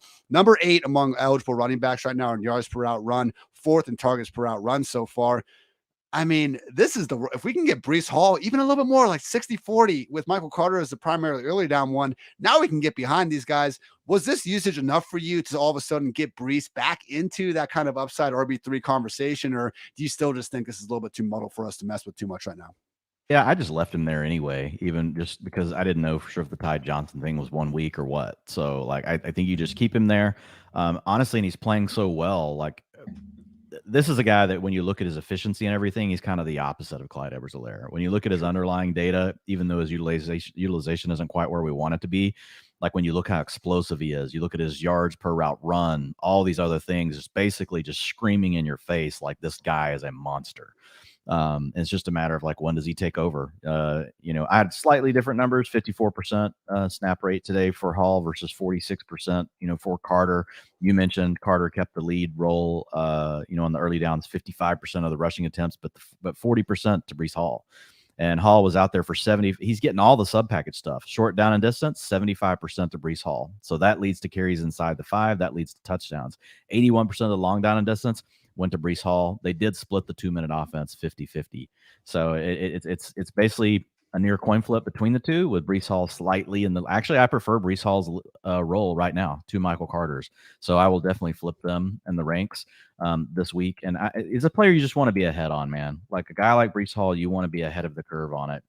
You don't want to be coming in behind. So he's a guy that if you can target him in a trade, if you can get him, like the person that drafted Breece Hall probably spent a 4th or a 5th round pick. So they're going to be pretty excited about the fantasy points that they're already seeing. So I don't know that you'll be able to pull it off, but I think we're getting pretty close.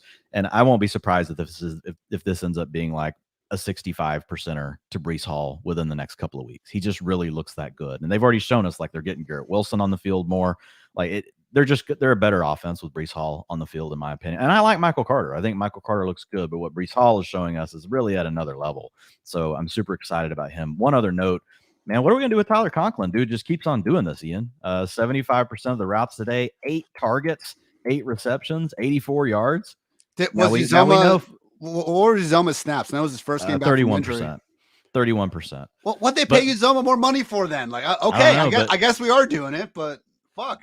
Well, yeah, but I mean, this goes back to training camp. The Jets beats were actually telling us like Conklin's the one. They also said they have 3 good tight ends because they used a 3rd round pick on Rucker, but he's been out. I think he hasn't been getting much usage. Yeah, he hasn't been playing, but he hasn't played yet. But yeah, I'm down with Conklin.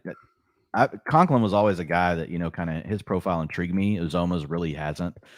So we'll see what happens. But I mean, it's 3 weeks in a row now. Where Tyler Conklin is 16.4 fantasy points today. I had benched Njoku in a few leagues just to mix things up to put Conklin in. I'm like, God dang it, 24.9 points. Conklin made it bearable with his 16.4, so it wasn't too terrible. I will say, like, I'd like to see, because right now I think the Jets have like the single most dropbacks in the league. Like, that's why Conklin has been able to kind of make this work, I think, because every single 4th quarter they get into, they're down multiple touchdowns. So they're just continuously throwing underneath their running backs and their tight ends and the deep balls that Elijah Moore and Corey Davis would like to live on. I just think the defense, they're taking away those when they're, down, unless you're the Browns and they just have their weekly coverage bust, but they're still a good football team. Good for the 2-1 Cleveland Browns. All right. NFC East matchup here. The Eagles took down the Commanders 24-8, covering easily as a 6-point favorite, under cash at 47.5.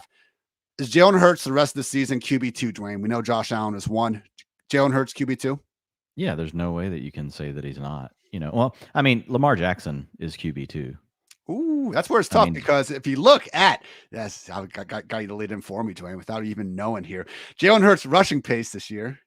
16 games, 197, 17 games, which we're playing 210, the all-time single season highs in rushing attempts in a season. Lamar Jackson owns each of the top 3 at 176, 159, and 147. So right now, this version of Jalen Hurts is running the ball more than any other quarterback we've ever seen. And he can pass, Dwayne, as Boobie Miles Sr., said back in the day. So him versus Lamar, I guess, man, it's a toss-up. You're happy to have either. Jesus.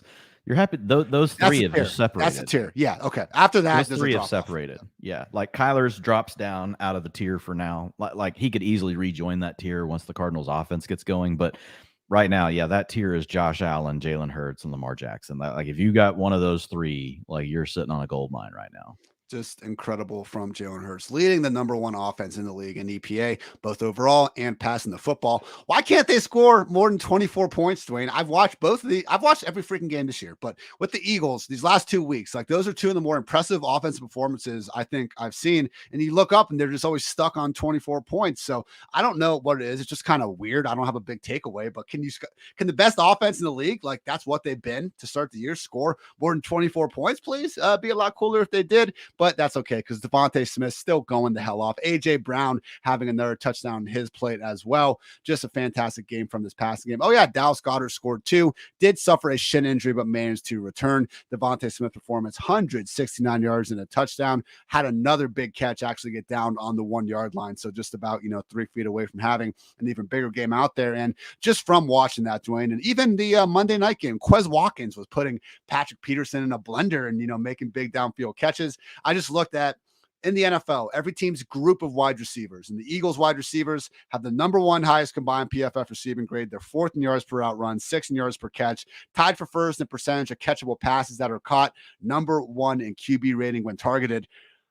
Dwayne, I was hoping this passing game could be like above average. They've been nothing short of elite so far. And whether you want to say it's the receivers or Jalen Hurts, again, that QB rating point. This has been the best passing attack in football so far in most any efficiency measure you can find. Been a joy to watch. Yeah, absolutely. There's a train driving by my house. It's like, it must be an Eagles fan. Like, just like the horn is just going bananas. Yeah, look, it's a great passing attack. It's very consolidated with Devonta Smith, A.J. Brown, Dallas Goedert.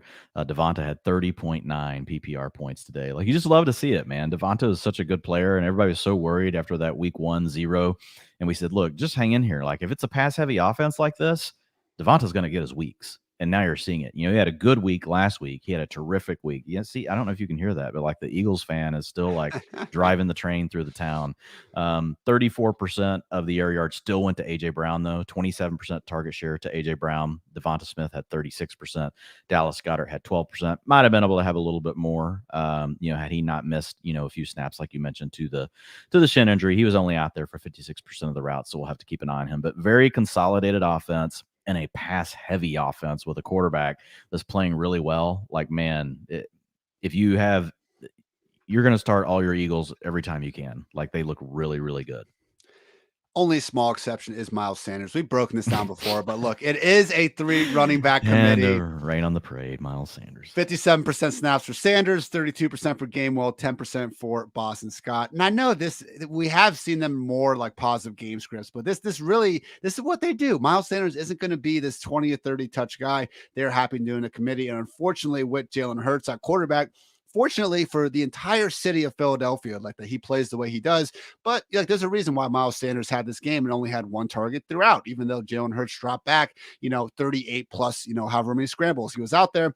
Jalen is scrambling instead of checking down to his running backs usually. That's why Kenneth Gainwell has a tough time getting too involved as well. I mean, he didn't even have a freaking target in this game. We all know Gainwell can do some good things as a receiver. So, unfortunately, it's like Buffalo, where, sometimes we'll see, guys find the end zone. And I know Devin Singletary had his good game when he dominated everything this week. But when he don't dominate everything, it's going to be pretty tough to expect consistent production from these guys. Just like we saw over on the other side of the ball with Antonio Gibson, again succumbing to J.D. McKissic and his 8 targets out there, leading the way there for the Washington backfield. Gibson did find the end zone late, has 1 more week until Brian Robinson is potentially back in the picture. So Gibson, while Robinson's out, he will be in that low-end RB2 conversation. Once Robinson comes back, though, it's going to be awfully difficult to trust. The big story, though, Dwayne, is, the clock finally striking midnight on Carson Wentz's fairy tale start to the season. But that's okay, man. We knew this guy was here. I don't think any of us expected Wentz to go 17 for 17 this year and not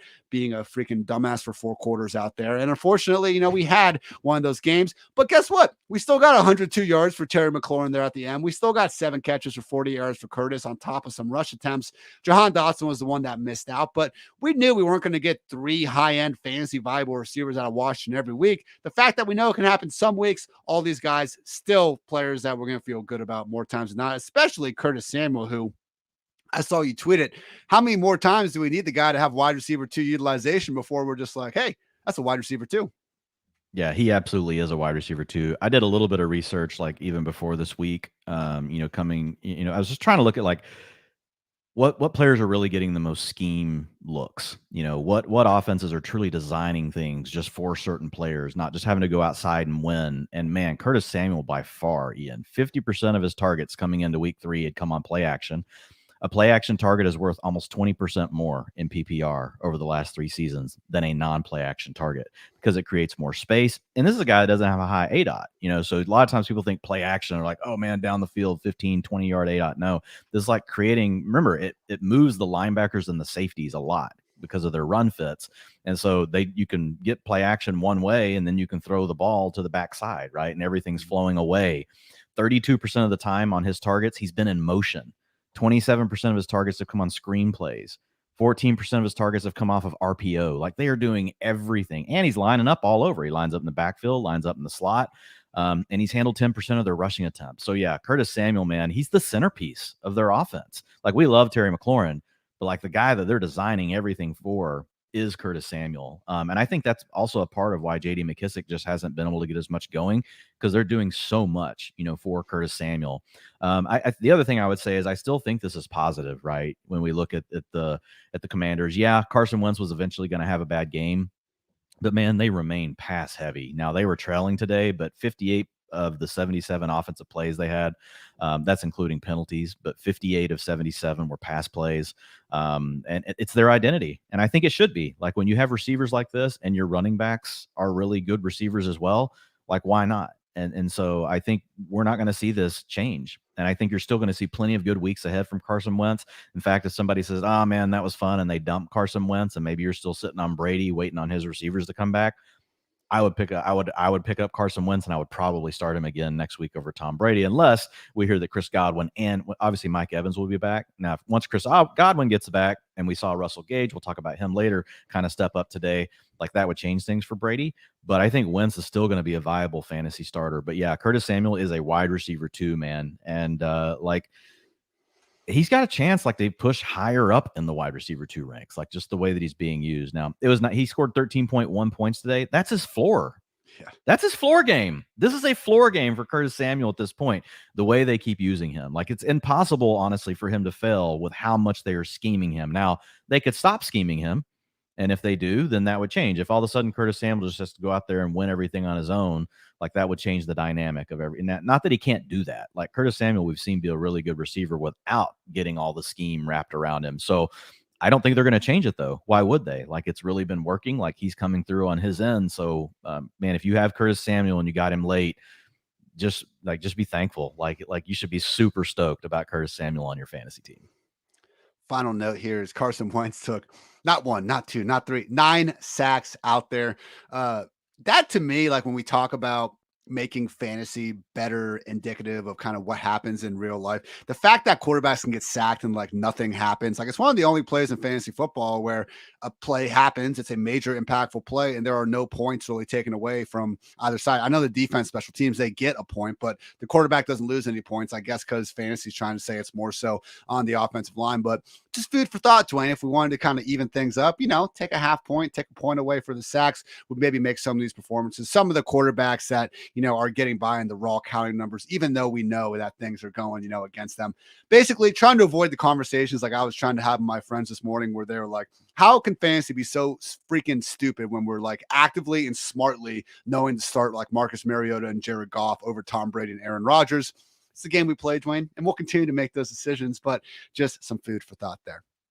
Panthers took down the Saints 22-14, covering as a 2-point dog, under 41 hit. Don't need to spend too much time on the Panthers offense. Christian McCaffrey, 25 consecutive non-injured games with 100+ yards and or a touchdown. Unfortunately, the touchdowns don't come very often in an offense led by Baker Mayfield, who, promising second half in week 1. It's been tough to be too happy about this one. Had a sick 67-yard touchdown throw to Laviska Shenault. And by sick, I mean he threw like a screen, and Laviska actually went out there and was partying like it was 2020 again, Dwayne. He didn't need 6 guys to get hurt and disappoint us on 100 targets this year. Laviska Shenault out there making the damn thing happen. Are we going to go back to Wells Visca? Of course not. Look at this Panthers passing game. Can we even rank DJ Moore as a top 30 receiver, Dwayne? I barely did this week, and that felt irresponsible. 1 catch for 2 yards from DJ Moore. And this one, obviously, Robbie Anderson didn't go off, instead, because that would just make too much sense. So McCaffrey is barely getting by. He's getting by on 20 freaking carries. This is like McCaffrey is kind of being used like 2021 Alvin Kamara at this point, honestly. We're no longer getting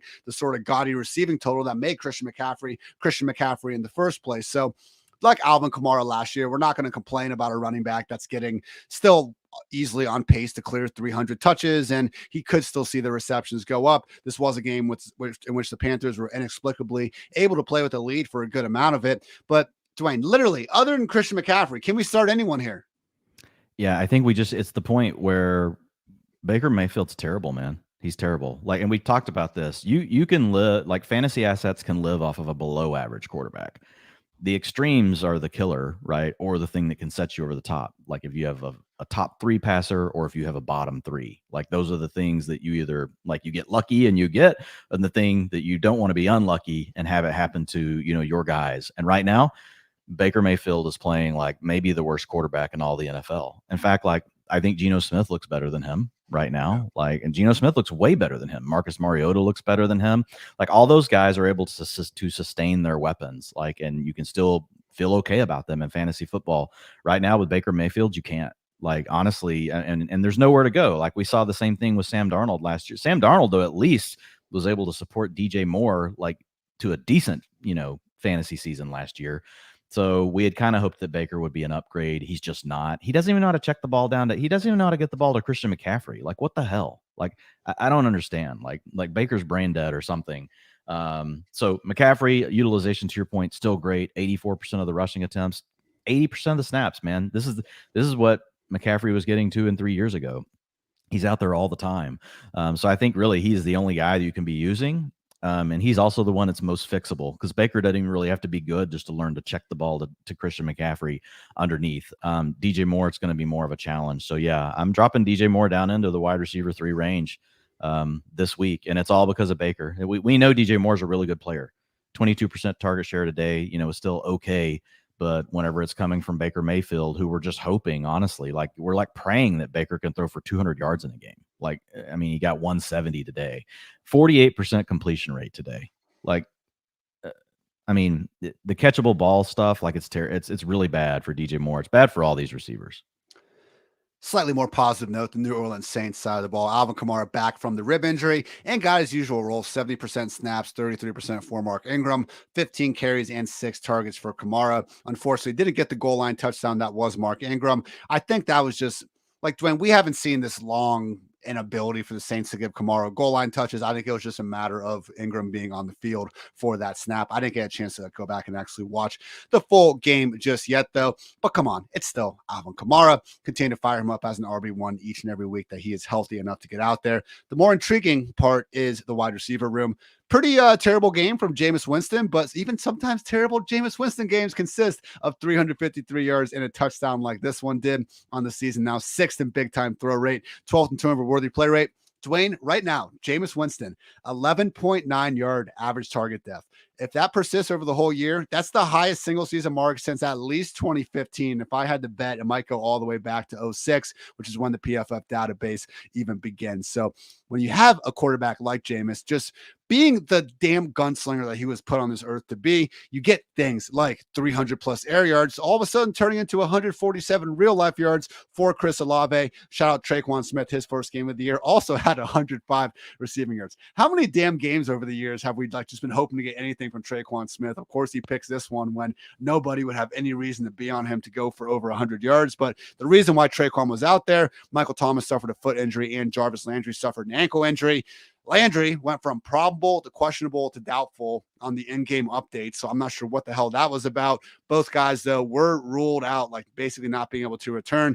Not looking great there. So, my goodness, man. If we see Chris Olave without Michael Thomas or Jarvis Landry, like, Dwayne, I looked at the air yard leaderboard before Sunday Night Football. Chris Olave has 541 air yards this year. Second place is Deontay Johnson at 367. Like, this is a wide receiver 1 workload, particularly if we're taking away Michael Thomas and Jarvis Landry. I understand the efficiency isn't quite as well as we're getting out there, but Lord knows that's the same thing for Deontay and other guys we just talked about. Like, is top 15 possible for Chris Olave if Michael Thomas and Jarvis are out this week? Yep. I mean, yeah. I mean, the only thing that's going to keep you from putting him in the top 12 is just, well, he's still a rookie, but like he easily could have a top 3 week. I Like, didn't put him top 12, bro. I put him top 15. Okay. Exactly. I mean, well, you know how the game works. But yeah, 33% target share. The dude's earning targets. He's earning targets against the best players on the other team. You already mentioned the air yards, 40%, yards per route run, 3.77 today. Chris Olave looks amazing, man. Like he's a wide receiver 2 anyway. He's a wide receiver 2 with Michael Thomas playing. He broke a tackle today, Dwayne. All that freaking talk in the offseason. He only broke 10 tackles at Ohio State. Yeah, because he's so smooth. He runs by everyone. He doesn't even register forced tackles because he just jukes the people to the ground. He went up and made that sick contested catch on that first deep one. Chris Olave, man. I know I got a little carried away from Ohio State guys, but you saw it, Dwayne. No, I mean, right now, honestly, like even if Michael Thomas is back next week, I'm flipping him.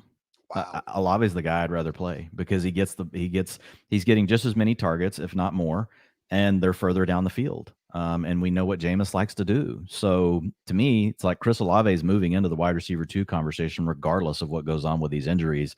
And if they are missing Michael Thomas and Jarvis Landry, then yeah, that gives him wide receiver 1 upside. And he has wide receiver 1 upside anyway. The damn air yards make it possible that he's going to finish, in the top 3 probably a couple times this year at least, just because Jameis is pushing the ball to him down the field. So I don't see a way to keep Olave out of the wide receiver 2 mix, period, no matter what's going on with these injuries. Moving right along, the Jaguars took down the Chargers 38-10, easily covering as a 6.5 point dog over cash at 46. We were talking before, Dwayne, about how, history tells us that Zach Wilson, guys that are that bad as a rookie, usually have a tough time getting much better in year 2 and belong. And, we can always talk about Peyton Manning leading the league in picks and then going on and do Peyton Manning things. But just historically, a lot of bad news. Trevor Lawrence right now starting to make his case of being another exception, and good, man. I didn't want the freaking most hyped prospect since Andrew Luck to be this big of a bust. I want every single team in the league to have a great quarterback because that's how you end up having the most entertaining football games. But this season, 30 quarterbacks have at least 100 dropbacks. Trevor Lawrence is 8th in PFF passing grade. He's 6th in quarterback rating. He's not making, the most intense downfield throws all the time. He's only 17th in big time throw rate, but that's okay. That's more of a descriptive stat, I think, sometimes than anything. Protecting the ball well, 6th lowest turnover-worthy play rate, 16th in yards per attempt, 6th in adjusted completion rate. So I think that paints a pretty reasonable picture of what I've been seeing here. We have a quarterback that's not exactly, breaking down the door of efficiency. I don't think we're seeing Joe Burrow from last year. Joe Burrow led the league in yards per attempt last year and was just day after day, one great downfield throw to Higgins and to Jamar Chase. But guess what? Lawrence doesn't need to do that. He's got Christian Kirk, Zay Jones, Travis Etienne, Evan Ingram, and of course, James Robinson carrying the rock to make life easier for him. So Trevor Lawrence, man, just his whole Doug Peterson Jaguars offense. I think we saw week 1 come along. Things didn't look great. A lot of missed opportunities. And then last week, it was more so like, oh, well, the Colts just blew it. We weren't really giving the Jaguars enough credit. I know Herbert's playing at less than 100% here, but just focusing away from him, this was a Chargers defense that made Patrick Mahomes really look human in week 2. And just when you look at them, I know Joey Bosa got hurt in this, but deep at all 3 levels. And Trevor Lawrence in this offense, man, they made it look easy out there. I know, Dwayne, we talked about our hesitation in thinking that this offense could have another, maybe not high end, but just at least another like reliable fantasy option in the passing game other than Christian Kirk, who scored again in this one. Man, if Trevor Lawrence keeps playing like this, they might. Yeah, today you had Trevor Lawrence. He supported 5 players that scored at least 10 fantasy points in PPR. You had 19.2 from Christian Kirk, 24.5 from Zay Jones, 13.3 from Marvin Jones, 20.6 from James Robinson, 10.5 from Travis Etienne. You had a touchdown catch from Evan Ingram called back because he didn't have the ball. Like Ingram was really close to a big day, not a big day, but a 10+ point day as well. So there's probably going to be an odd player out each week, but yeah, I'm feeling more and more confident. And Zay Jones seems to be the one. That I would pick, if I had to say, okay, it's Christian Kirk, then who? I would probably say it's Zay Jones. Zay Jones, week 1 had a 25% target share, week 2, 15%. This past week, week 3 right now, 30% target share for Zay Jones. Christian Kirk, his target shares haven't been like huge, but he keeps coming through with touchdowns. He was at a 22%. And, we've got an offense that's running quite a few plays. Like it's a big improvement from what we saw, last year. Like this is a totally different offense. And yeah, having to give Doug Peterson, credit. Absolutely. But I mean, as far as like these guys, they're all out there. Zay Jones, 80% route participation, Marvin Jones, 83%. Like they're not in the 95%, but if Trevor Lawrence keeps playing this good, Kirk doesn't leave 98% of the time that Lawrence is dropping back. Kirk is out there. Like Kirk is squarely just mid-range wide receiver 2. I think you've just got to rank him there every week. I think Zay Jones enters the low end wide receiver 3 conversation, and maybe we'll see how it goes from there. Like he might continue to get pushed up, a little bit from there, but I think he's in that wide receiver 3 range at this point. Just real quick on the backfield. We saw Travis Etienne a little bit more involved. James Robinson still led the way with 58% of the snaps, 43% to Travis Etienne. He got another chunk touchdown too. Dudes do this every week. He was eating this guy like before. Yeah. James Robinson comes back from an Achilles and like gets more explosive. Well, he didn't even have to do anything. Like that was. I know. And I'm not saying that to take it away from him. Like it was Eric Eager did this study on the perfectly blocked play. That was what a perfectly blocked play looks like, and it was fourth and short, so everybody was stacked in at the line no one touched him. He was just gone. And good for James Robinson. Like he's looking great with the Achilles injury. He handled 49% of the rushing attempts. We've seen Travis Etienne stuck at that 20% mark. He did eat into that this week. 37% of the rushing attempts to Travis Etienne. That's more the range we thought he would be at. 82% of the long down and distance. So guys, like I know Travis Etienne, 10.5 fantasy points a day in a PPR, still not great, but I'm just telling you, like, there's 21% targets per route run. Like Etienne's going to have some big games coming. Robinson is still the guy that you want to have in this offense. And the biggest part, Ian, is because the Jaguars are playing so much better and they're leading. It's keeping James Robinson on the field. We really thought that this was an offense that would trail all the time. And in the games where they trail, you're probably not going to see as much James Robinson because he's not out there on long down a distance. He's not out there in 2-minute offense. So you're still going to have potential game scripts where you see this thing flip and it's actually Etienne could end up looking more like the RB1, even from a utilization and snap perspective.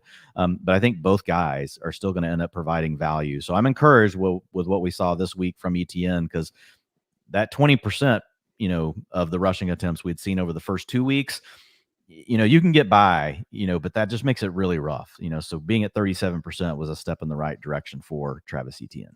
Jaguars, Eagles next week. That's going to be a great one. If we see the Eagles have their way with them, which I'm not saying will happen, but that'll be the good real test for Etienne. Like what happens when they are behind 3 touchdowns? All of a sudden, are we seeing those snaps flip and he's out there more? Because again, in a game that the Jaguars won 38-10, man, if you would have told me that the difference in carries and targets was, 20 for James Robinson and 16 for Etienne, like if you told me before the season, that's like what we were working with in a game script like this, I'd probably take that as someone that was pretty into Etienne. So needs to start hitting some of the explosive plays for sure. But on the eye test, Etienne doesn't look terrible out there. Like James Robinson can look good and Etienne still be pretty good in his own right as well. Doesn't necessarily need to be one or the other. And just like what we talked about with the Rams, with the Jets, with a lot of these other ones, just the fact that it is only down to 2 running backs, awfully good for our future fantasy success. Now with the Chargers, again, Herbert playing a lot of pain, still able to make just throws that most people can't even dream of. I mean, that 54-yard dart to Guyton, like rolling out to his right,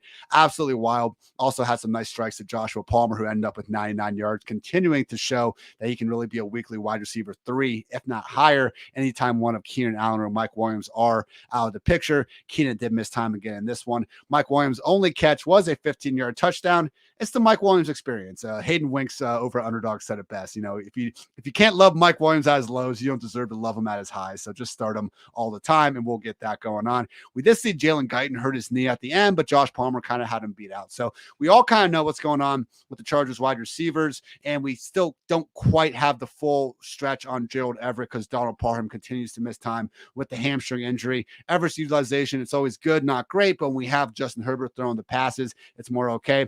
But Dwain, the big question on everyone's mind is Austin Eckler finishing second in his own backfield in carries. Okay, he had a 57% snap rate. He went out there in the last drive, and it's like it's like the last drive of the game. He just whispers to Herbert, like, "Hey, man, like this is my time. Like, let me get mine here." Because one check down after another, he saved himself in PPR, and hey, he saves himself in PPR. Style points don't matter. We'll take him however we can get him, and ultimately, Eckler is on pace to catch 119 passes this season. But Dwayne, when we drafted him, man, it was coming off the 20 touchdown year in which he was being used as way more of the every down back than he is now. And unfortunately, it does seem like even if it's not one single guy behind him, like maybe that's what's kind of throwing us off the scent a little bit with Eckler, because No one emerged behind him. But if we just ignore that, man, like Sony Michel and Joshua Kelly, we don't care about them. So let's make them one person. So there's Austin Eckler and there's Sony Kelly. Sony Kelly played 43% of the snaps with 6 carries and 4 targets. That's a problem. When we look at Sony and we look at Kelly, we don't care because of we don't care about them in themselves. Together, though, it's much more of a problem than it was last year for Austin Eckler. Yeah, and so for Eckler, like the biggest challenge he's having is last year he took over all the short down and distance work, and that opened up this huge, opportunity to score a lot of touchdowns because he had never had that role before. And so each week we've seen his short down and distance snap rate go down. It was at 50%, then it went to 40%. This week only 25%. Only handled 36% of the rushing attempts. Still was out there for a little over half of the long down and distance work, 54%. But let's see that at 100%, man. Like, why is he not out there for 100% of that? They had 13 snaps in long down and distance a day, and Eckler was only out there for 7. And then the 2-minute offense, he was out there for 100%, but they only ran the 2-minute offense for 4 snaps. So it didn't really do that much to help him out. And they were the snaps at the end of the game that you're talking about where he saved his day. And so, yeah, I am concerned about Eckler. Like, he's still an RB1 right now, but I'm going to move him down to low-end RB1. He still has enough of the passing down work. He still has enough of a role, but he's definitely not what we drafted him as, because some people were taking him in the top 4 because his utilization profile last year was elite. So there's definitely like some leaks in the profile, for Austin Eckler right now. Final few notes here. Dwain mentioned before how Evan Ingram had a near touchdown in the back of the end zone.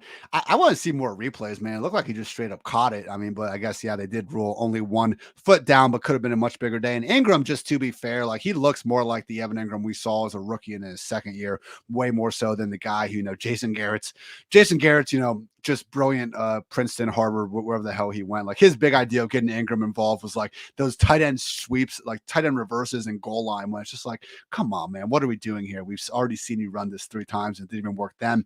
He almost had the touchdown. The atrocious one, Dwain, was at the very end of this game. For you Justin Herbert fantasy managers out there, I am sorry, because this dude, for some reason, 38-10, and he's still out there at the end in a game where they were talking about it being like a pain tolerance thing. Like, come on, like, what are we doing out there? Regardless, he hits DeAndre Carter for an 11-yard touchdown. They show the replay. He had his foot down when he caught it. He put his second foot down, and then he went out of bounds. Like, this looked to me like a clear-cut 11-yard touchdown, and they just didn't review it. There were 3 seconds left, and everyone's like, whatever. Game ends. Screw fantasy football. Come on, NFL. If you're going to go, I get it. I'm not going to do the big Calvin Ridley rant, but like, they are partnering with casinos and shit now. Like, Devontae Adams has a big deal with like BetMGM or one of those. Like, actively now, the NFL, as long as you're not doing it, in shady areas or in the shadows, like, they are partnering with gambling, betting books and DFS and all this shit. The NFL has involved himself with this. So you need to take this stuff seriously because, think about how much money that probably could have swung, just in the Millie Maker and all that shit. So these sheeshas a lot of times are, I think it's a tough call, or it's, a ref messing up, which you shouldn't have either. But this was just negligence, man. Like, come on. Like, you should have time for this. What are we doing here? Yeah, no, I'm with you. I mean, it looked like I've had those kind of things like make huge swings, like, especially in DFS, like season long, you don't remember as many of them because, you're just kind of on to the next week and you're looking at your totals. But like in the kind of contest that we're playing in, like where, you're trying to win a point race, to make sure that you get into a playoff race later in the year, like these little things, like they can come back and make a really huge difference for fantasy players. Final note here, Dwain, the comp we rolled with for Travis Etienne, the one that really got us on there was Etienne and DeAndre Swift. Right now, the top 2 running backs in yards per reception, Etienne and DeAndre Swift. There's a chance, baby. There's still a chance. Yeah, yards per route runner still looking good. Yeah, for both. So Rams took down the Cardinals 20-12. Not a very good game. I'm just gonna come out and say it here. I did not really enjoy watching it, but that's okay. Football is still football at the end of the day. Matthew Stafford got the win, just 249 scoreless yards. Cam Akers found the end zone, and so did Cooper Kupp, both on the ground. Kupp with that 20-yard rush. And unfortunately for Kupp, just 4 catches for 44 yards, just spread out performance where the Rams, they were just able to get a lead early. The Cardinals, they stayed close. They were within 1 score, but just never really really felt like they were that big of a threat in it. So, Dwayne, I'm not worried about, of course, we're not worried about Cooper Kupp, and Stafford didn't have, the big performance we were looking for. But again, just I think the Rams being able to control this one and not getting into sort of shootouts that we would kind of expect from a Kyler Murray led offense was what ended up being, the just reason for the lower pass game volume. What we did see, though, is this, for the second straight week now, Cam Akers be the preferred running back over Darrell Henderson. Now, again, with snaps, it continues to be pretty close. It was directly 50-50 in this one, but Cam Akers had 12 carries, no targets. Darrell Henderson had 4 carries and 1 target. And to Akers' credit, man, this was the best he's looked post-Achilles. Unfortunately, he did lose a fumble, but 5.3 yards per carry.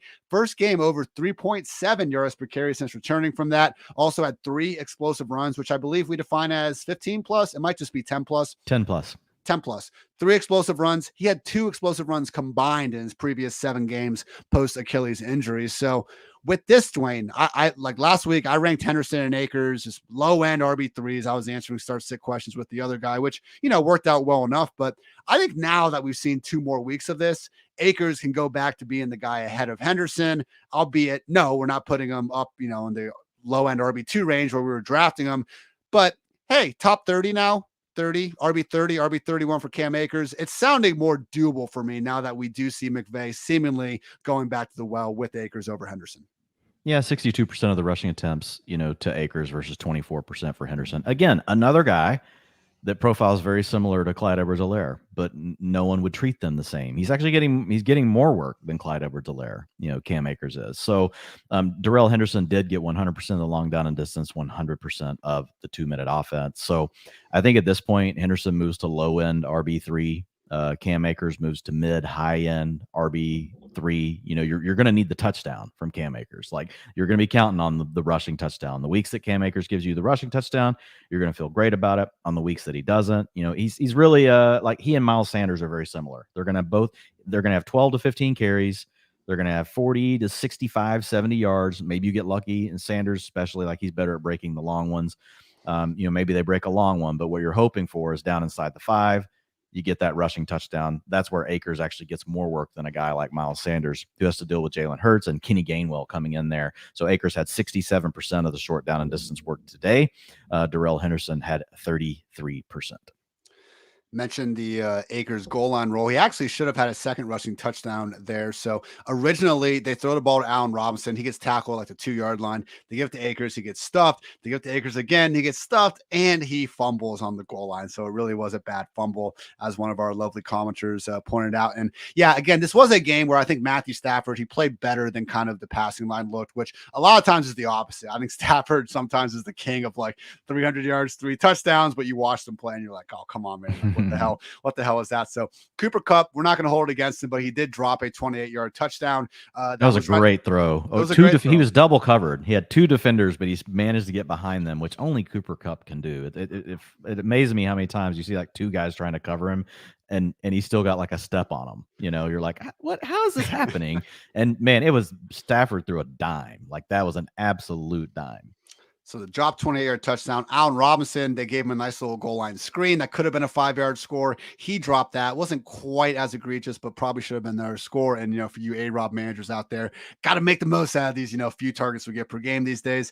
And finally, this one wasn't quite as much of a sure thing, but Kupp was open deep. And, Kupp basically ran like more of a deep post, and Stafford threw it like right down the hash. And it was, again, one of those, Dwayne, that you like to do it, where Stafford's, trying to tell him right after it that he wanted him to run straight. Was clearly just a miscommunication on it. The best case scenario for that play, and that would have been a touchdown. That would have been like a 50-yard touchdown. 74.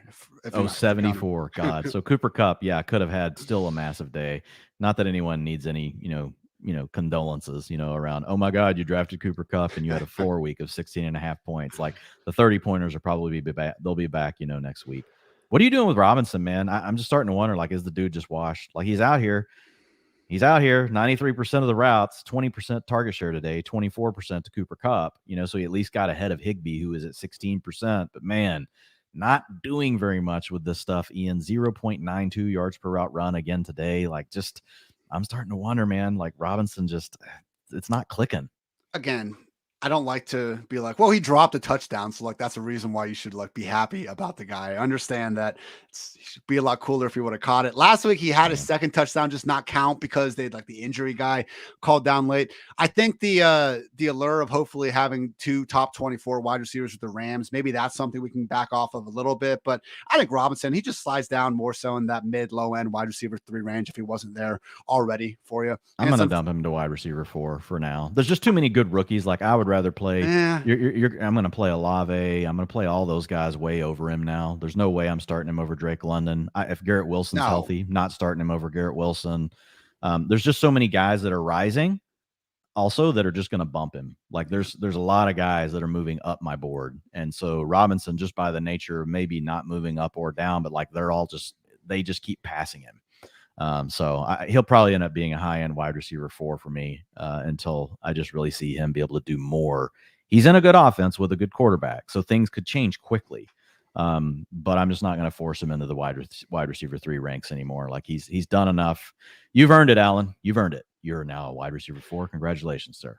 Look, I mean, is it that different from Robert Woods last year? Like, it's not like Robinson's going out there getting 9 targets and doing nothing with it. It's just they're having success going to Cooper Kupp, and maybe they just will the whole season. I don't want to panic because we as a fantasy industry panicked way too much on the Robert Woods thing. We've seen Sean McVay be willing to go back to these guys. I guess what would scare me, Dwain, is like if the OBJ thing pops up and he gets a factor. Maybe Van Jefferson. That's the other problem. Well, the other problem though is with Allen Robinson. What we didn't know for sure, what we were torn on, was last year he looked washed. Was it because he was hurt? And we didn't know because he was playing hurt, and then he was also playing with Justin Fields. Which, look at Justin Fields, like it's really bad. So it was hard to really tease apart: was Allen Robinson washed, or was it really just the situation? Well, after the first 3 weeks of the Rams, maybe it was both.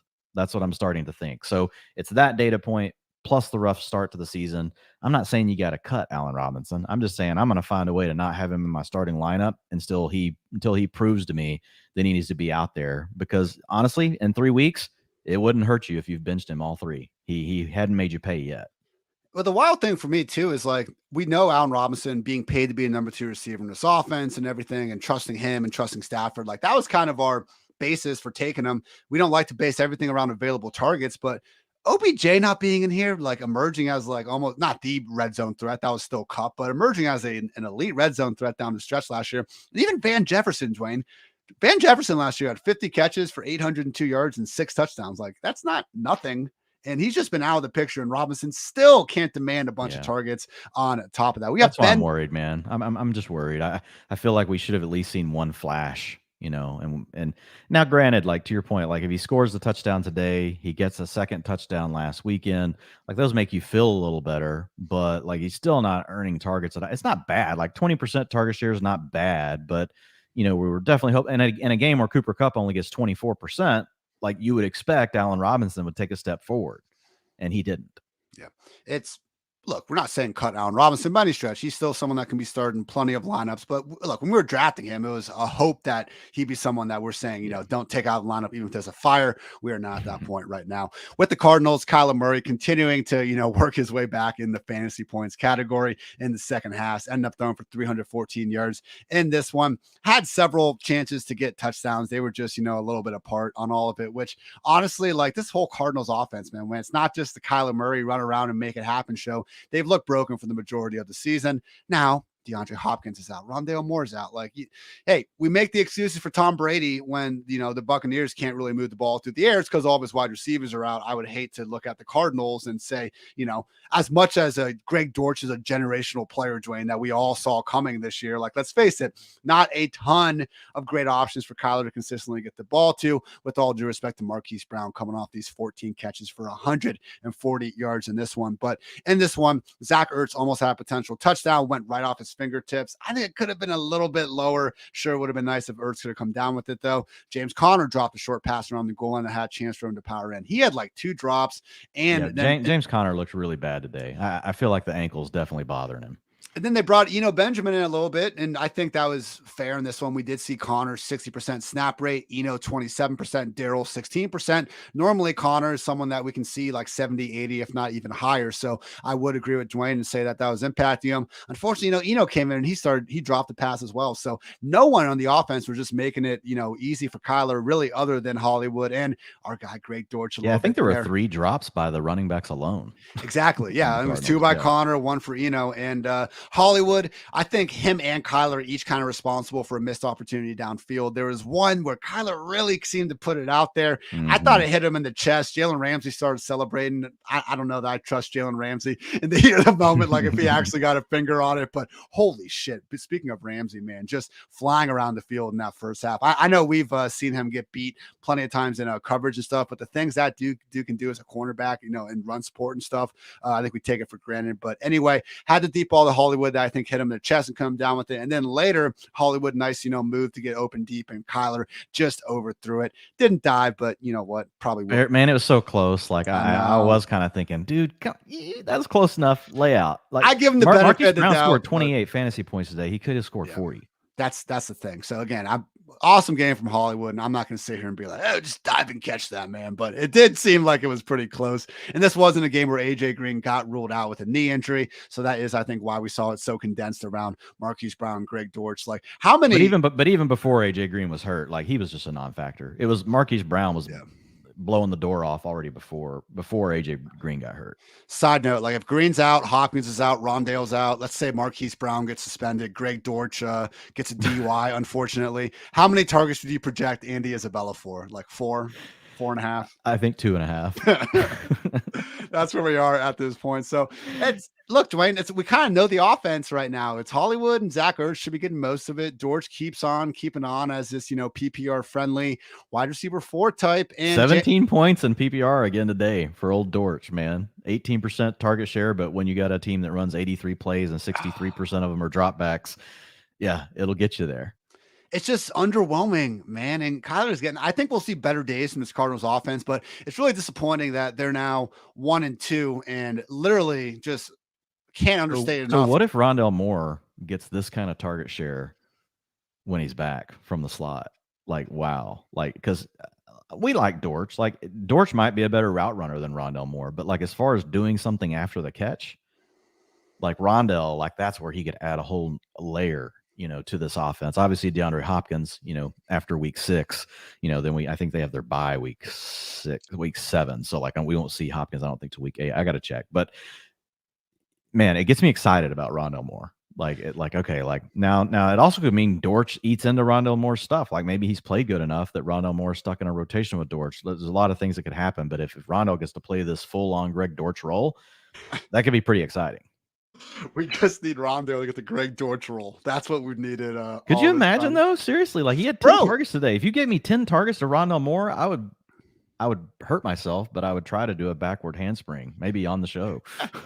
Shout out to the the goats of our fantasy football podcast industry, the fantasy footballers, Andy, Jason, and Mike. Just can't say enough good things about the guys, but they invited me to do, and I'm not sure if you're doing it as well, Dwain, but a bunch of people, they said, hey, send in, 2 minutes of like a quick audio thing on a sleeper you like for this year. And I picked Rondale Moore, and my argument, which, I've said in this podcast a million times, but the projection at the end of the day was 100 plus targets and like 20 plus rush attempts with this stuff that he can do in this offense were on the table. And yes, Dwain, the fact that we're seeing Greg Dortch get it, I feel a little bit validated, but it also feels like a knife being twisted, like even Cliff further. Kingsbury, if he would just look at the Curtis Samuel role, like you could do that with Rondale Moore.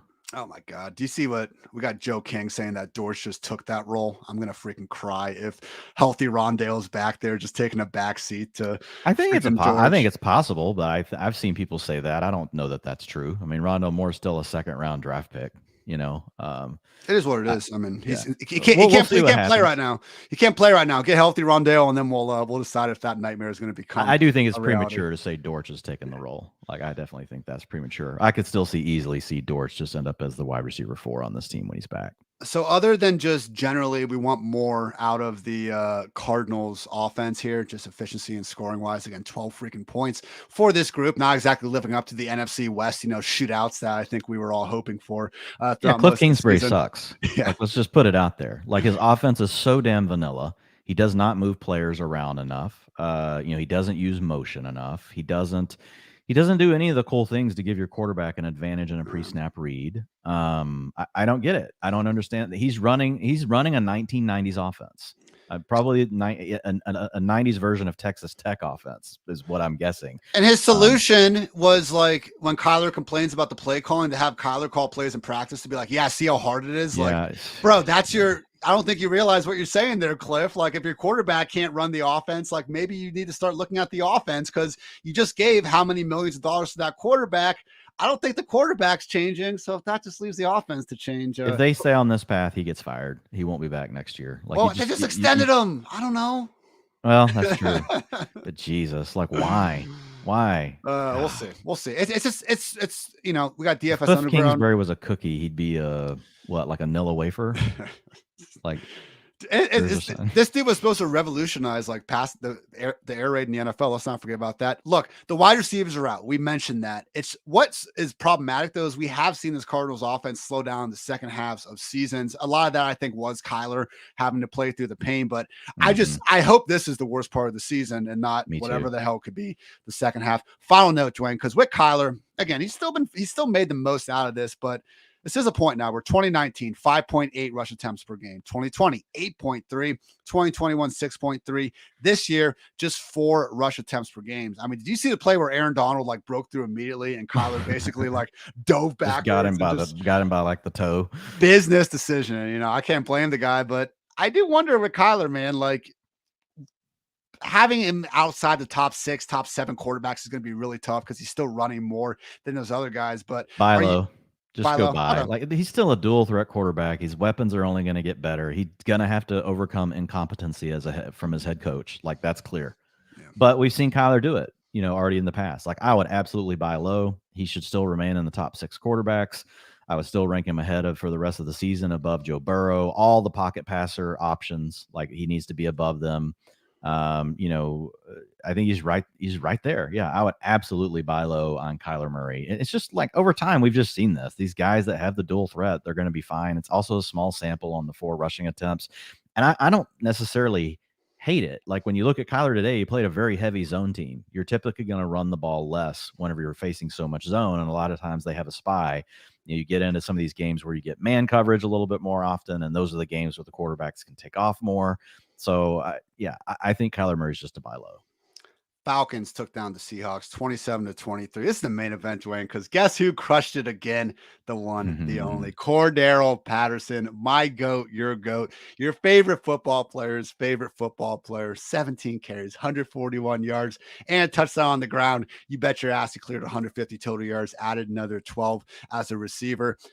I will say, I think this was the first time the Seattle Seahawks run defense without Bobby Wagner and then without Jamal Adams, like, really got exposed, because the announcers were right, man. Like, there were runs where it looked like CPAT was like returning a kick, like just getting lanes out there. And yeah, he'd make good use of it, show off that speed. He hurdled a guy one time. Like, I would never take anything away from my guy CPAT, but you average 8.3 yards per carry. There's going to be a lot to be said about the offensive line performance in that one. But it was at least good to see, Dwayne, in a game where they got to play. It was just like a back and forth game, honestly. And last week when they were getting blown out, to see CPAT have the same amount of carries of Tyler Algier, it was a little bit worrying moving forward. But this one, 60% snaps, 17 carries and 1 target. CPAT is going to keep being that RB2 with RB1 upside that he's really been ever since he's been healthy in Atlanta, going back to week 1 of last season, pre-ankle injury, to now RB36. 4, 19, 1, 16, 19, 11, 7, 5, 52. Yeah, 1 freaking week outside the top 36. Boo-hoo, cry me a river.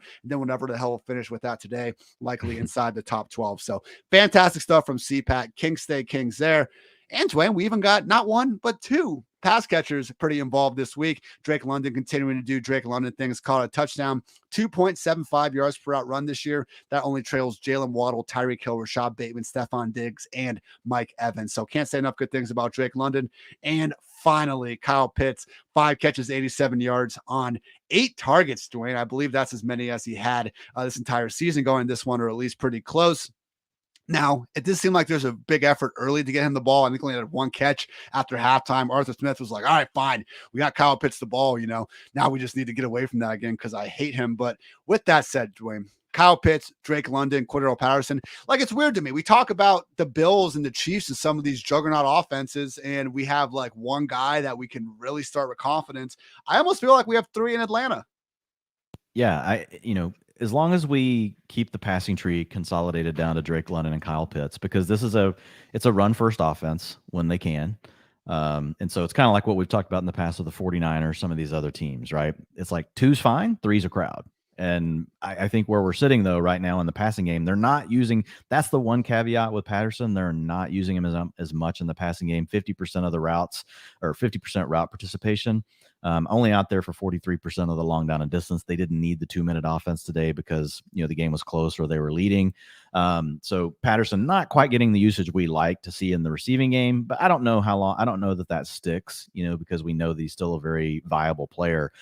But because London and Pitts can both do what they do in the passing game, they're just not having to use CPAT as much there. And I think as long as we see that, it's fine. Drake London, man, 32% target share today, out there 80% of the routes, was 31% of the air yards.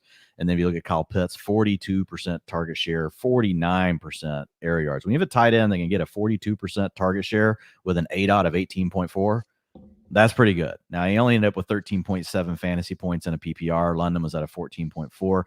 But I'll be honest, Ian, like Drake London might be a wide receiver 1 this year. Like this is his floor game, 14.4 points. This guy's just like, posting 30% target shares. This is a guy that like can come out here. He can earn targets every single week.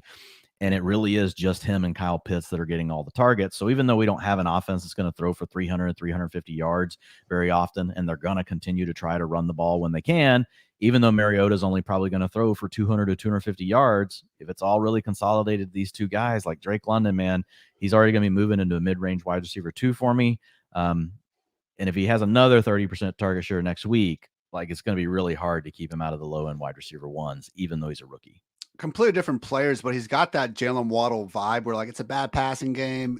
Pretty bad. I'm not trying to shit on Mariota here. He's had some good moments, but not an ideal passing game. And maybe like if we're not going to see these like long chunk touchdowns or London, making these absurd, contested catches all the time, they're still finding ways. Maybe not in this one. To your point, it was a floor game, but those first 2 weeks, man, I didn't know if he was going to be able to be this like 7 to 8 catch guy and 70, 80 yards week in and week out. It's the touchdowns. We didn't know if this offense would be good enough to score the touchdowns, and they're moving the ball just well enough to give him chances down inside the 5 where he can really be a problem. Shout out, who mentioned it? Drake up here was talking about, imagine this offense, Dwayne, once we get Calvin Ridley back in the picture as well. I know like we'll need a quarterback upgrade, but they know they need a quarterback upgrade. That's why Mariota's only on that 1-year deal as well. And to Mariota's credit, did have a rushing touchdown here and they got the win. They scored 27 points, but clearly they're looking for more in the future. But hey, Drake London, Calvin Ridley, Kyle Pitts, Cordero Patterson. Can you name a better foursome to build your entire franchise and city around, Dwayne? I'm not sure I can. Now with the Seattle Seahawks. Hey, real quick on Pitts, I forgot to mention 68% route participation. That's his lowest number of the season. So just something that we'll have to keep an eye on. Like he still came through for us. He got the targets. Those are the things that we mainly care about. But we definitely want him to. Last week he's been all over the place. Week 1 he was a 72% route participation. Last week it jumped to 91%. This week it was at 68%. So I don't know. Arthur Smith, you got Anthony Ferkser out there for 18%. You've got there was a thing called a Parker Hesse out there, Ian, for 32% of the routes. So I don't know. I don't know what's going on with that. Like that's something that we don't like. Like we want to see just Kyle Pitts should be out there for at least 80% of your passing plays. Come on, man. Seattle Seahawks. Another just solid game from Geno Smith. The mainstream media won't talk about it, but you guys know the PFF Fantasy Football Podcast will. Geno Smith, 325 yards, 2 scores through the air. Geno Smith is not terrible. He's just bad, and I will not rest easy until the entire world admits that. Dwayne, so good stuff from Geno. We got Tyler Lockett, another quality game, 9 catches, 76 yards. DK Metcalf, 64 yards and a touchdown. Almost had a second one, caught it in the back of the end zone, just couldn't quite get the feet down. Kind of, half the battle battle of scoring a touchdown, which I get it. Just realized, it was another good ball from Geno. So passing game, it's been great to see, because this was the like best case scenario for these wide receivers, Dwayne. Geno isn't terrible, and the Seahawks are as terrible as we thought, and they're in situations where they have to throw the ball 44. He took more than that dropbacks, 46 dropbacks in this game. So Lockett and Metcalf, it's a muddled wide receiver 3, borderline wide receiver 2 range, but we're feeling better about these guys. Absolutely. 12 and 11 targets to Metcalf and Lockett. Metcalf only came down with 5, but he had a couple of other plays like that could have, kind of went the other way for him. 17.4 fantasy points for Metcalf, 16.6 for Tyler Lockett today. And here's the thing, like Pete Carroll came out last week and said, we're going to run a little bit more tempo, and we're going to be more open to throwing the ball with the way that Geno Smith has played. I feel like we should pause and like have a round of an applause. Like for anyone that's listening, like you should just stop and we should clap. 71 plays. Yeah, like that. We have not seen anything like that from the Seahawks, unless like maybe they played like triple overtime or something, to get to 71 plays. So he actually came out and said, this is what we're going to do. And I was skeptical of it, and they followed through. So if that's going to be the case, and they're going to use a little bit more tempo, be a little bit more willing to throw the ball, knowing that you got Metcalf and Lockett, like that's good for the passing game.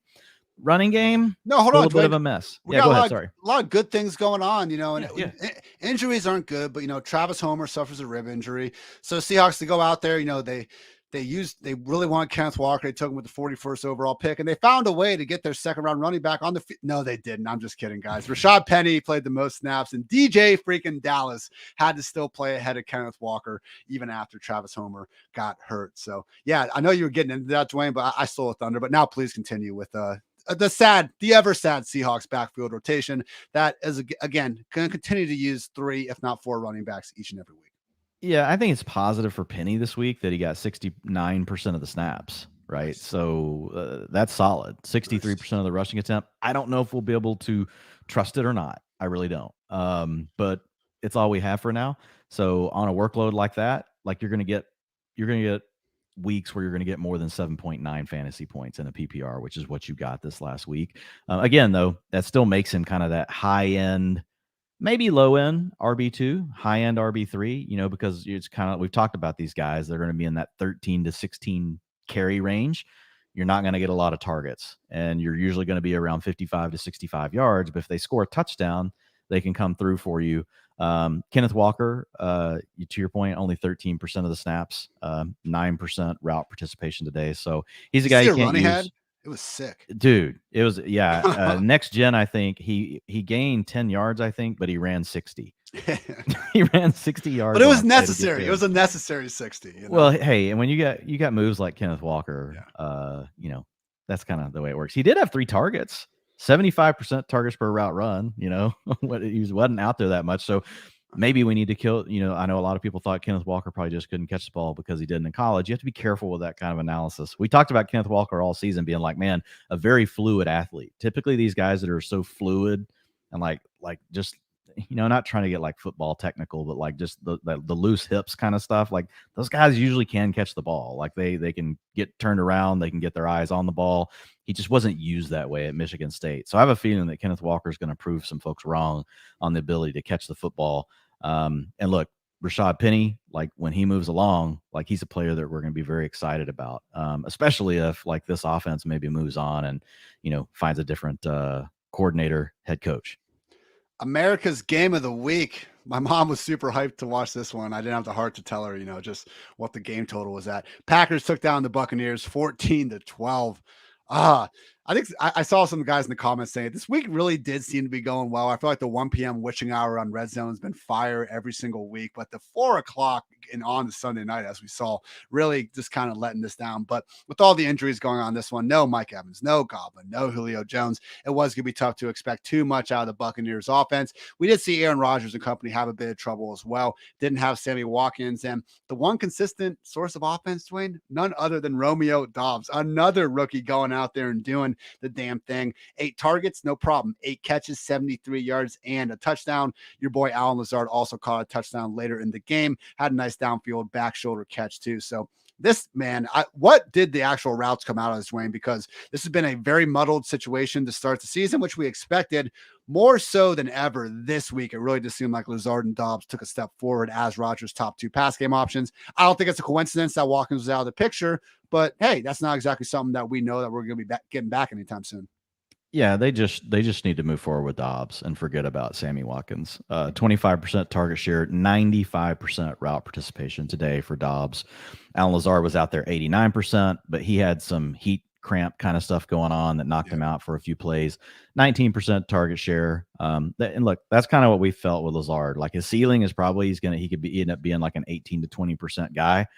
If I had to pick one of these two that I wanted that had the most upside for the rest of the season, I would pick Dobbs over Allen Lazard. Like we've seen Lazard for long enough that he's probably not going to turn into an alpha all of a sudden. Now he's bailed you out with the touchdown catches, each of the last 2 weeks. But I think Dobbs being able to do what he did in the preseason, then now getting out there and doing it again, in a regular season game, like I just feel like the ceiling is better for him. Now they could get Watkins back, somebody else back, and he goes back to the bench. We can't help like what the coaches do, but he's the one that gets me the most excited of the receiving core. I'm excited too, man. Lifelong Romeo Dobbs fan for months. You've been on that train with me too. 21.3 fantasy points today, man. That's nice. Love it. Aaron Jones, unfortunately, didn't have a good day. You could even say it was a bad day. Could have been a bigger day. He had an angle pass, potential touchdown. Maybe would have been down with the one, maybe not. Either way, he fumbled when he got cracked. Hate to see that. So this really was a game where it was surprising to see Brady, make it this, 2-point conversion to kind of get to overtime in the first place, because transitioning to the other side of the ball really was just, problematic for Tampa to move the ball all game long. Leonard Fournette did some good things when, Green Bay decided not to cover him at all out of the backfield. He ended up, getting freaking how many? 5, 12, only 17 touches in this game. But if you look on the season, most combined carries and targets, first place Mixon, second place Jonathan Taylor, third place Leonard Fournette. We talked up Rachaad White all offseason, Dwayne. Unless it comes out of nowhere, it sure as hell isn't happening right now. Leonard Fournette, once again, has the utilization of an RB1. Let's just get the Buccaneers scoring offense looking like the one that was here in 2020 and 2021. Yeah, that's all we need. We just need Godwin back. You'll get Mike Evans back on the field next week. This is one that in 2 or 3 weeks from now, I think you're going to feel really good about Leonard Fournette. Now, they've also had offensive line injuries that occurred, in the preseason. So there's a lot of factors going on, but he's never leaving the field. 91% of the snaps, 87% of the rushing attempts, 78% route participation. That's bonkers. Like that's elite. 100% of the 2-minute offense. Almost 70% of the long down and distance. It's really all to Leonard Fournette. We just need this Buccaneers offense down inside the 5 more often so that Lenny can score the touchdowns. When that starts happening, you're going to have a guy that's going to be posting easily, giving you 20 and 25-point weeks. Like they're coming. I don't know how long it's going to take to get there, though, right? It just depends, because you don't just need Godwin back. You need Godwin back healthy. He's now got a hamstring. He was already coming off of a late season ACL. So we're probably not going to see the normal Godwin that we've been used to all year. But if we could get him to like 80-90% of what we're used to, not really any good news right now on Julio. Sounds like there's actually a slight tear in his MCL. Now they say it doesn't require surgery. He's a guy that can get back, but I mean, he's an older player. The bright spot though is Ian Russell Gage, a guy that we talked about all offseason. He actually did show breakout metrics, unlike the guy that was on the other side of this, tilt with Allen Robinson. Really good, was great against man coverage last year. Single man coverage was really awesome, but he's been battling a hamstring all preseason. It started like after week 2 of preseason. So he must've had a pretty bad one. They've been limiting him in practice. He didn't necessarily look great today. But he was getting open, and Brady was trusting him. He was out there for 84% of the routes. He posted 26.8 fantasy points in a PPR today with a 33% target share. So that was really nice to see Russell Gage, be able to get that done, knowing that like he's all they had. He's what the defense had to focus on with Mike Evans and Chris Godwin out. So I think that speaks well for Russell Gage, plus the fact that now we know that Julio actually has an injury that might keep him out for a little bit. I think that opens the door for Gage to have this kind of game, maybe build a little momentum, have another nice game next week. You get Mike Evans back, take some of the coverage away.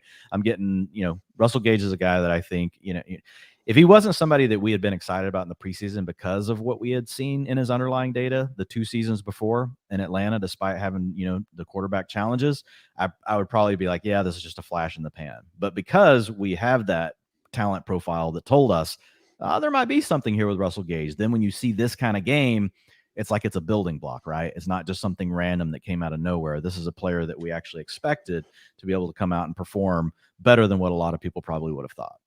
And unfortunately, he's playing hurt too. He enters every single game, Yes. questionable with the hamstring injury, but he's, battling through it. And this basically, Dwayne, when Gage was getting up like in the 6th round territory for a little bit before Julio got signed, this is what we were hoping for. Like Goblin missing time and Russell Gage just being a target hog in the short intermediate areas of the field. I mean, he had 12 catches. The longest one went for 15 yards. Like this was the epitome of the Buccaneers, long, basically passes to the sideline that are borderline rush attempts because you're just working with the efficiency that goes with those sort of low A-dot pitches and catches. That's why Gage caught 12 or 13 targets. And hopefully he, again, just becomes really ingrained as Brady's one because, man, we've seen it. Tyler Johnson, Scotty Miller, like how come they could never demand 13 targets in a game like this, Dwayne? Maybe because they're not as good as Russell Gage. It's funny how that works out sometimes around here.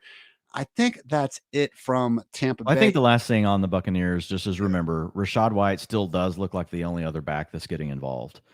And I mean, Fournette, like the utilization's great, but I mean, he's not old, but he's a little older, and so, I mean, he's got a heavy workload going on him right now. He's taking a lot of hits. So, I mean, just something to remember. Rachaad White, especially if you're playing in like a 12-team league, with decent bench size, like Rachaad White shouldn't be on your waiver wire. Like he could be the next Alexander Madison, Khalil Herbert, like that kind of thing that happened today. You're gonna have that with Rachaad White if something happens to Leonard Fournette. Hey, we got one more game, but Dwayne, our guy Elias has a trade question in the chat. I want to help him out. Okay, cool. Yeah. Kamara and Dak for Breece Hall and Josh Allen. We're for sure taking Josh Allen's side. What was the trade?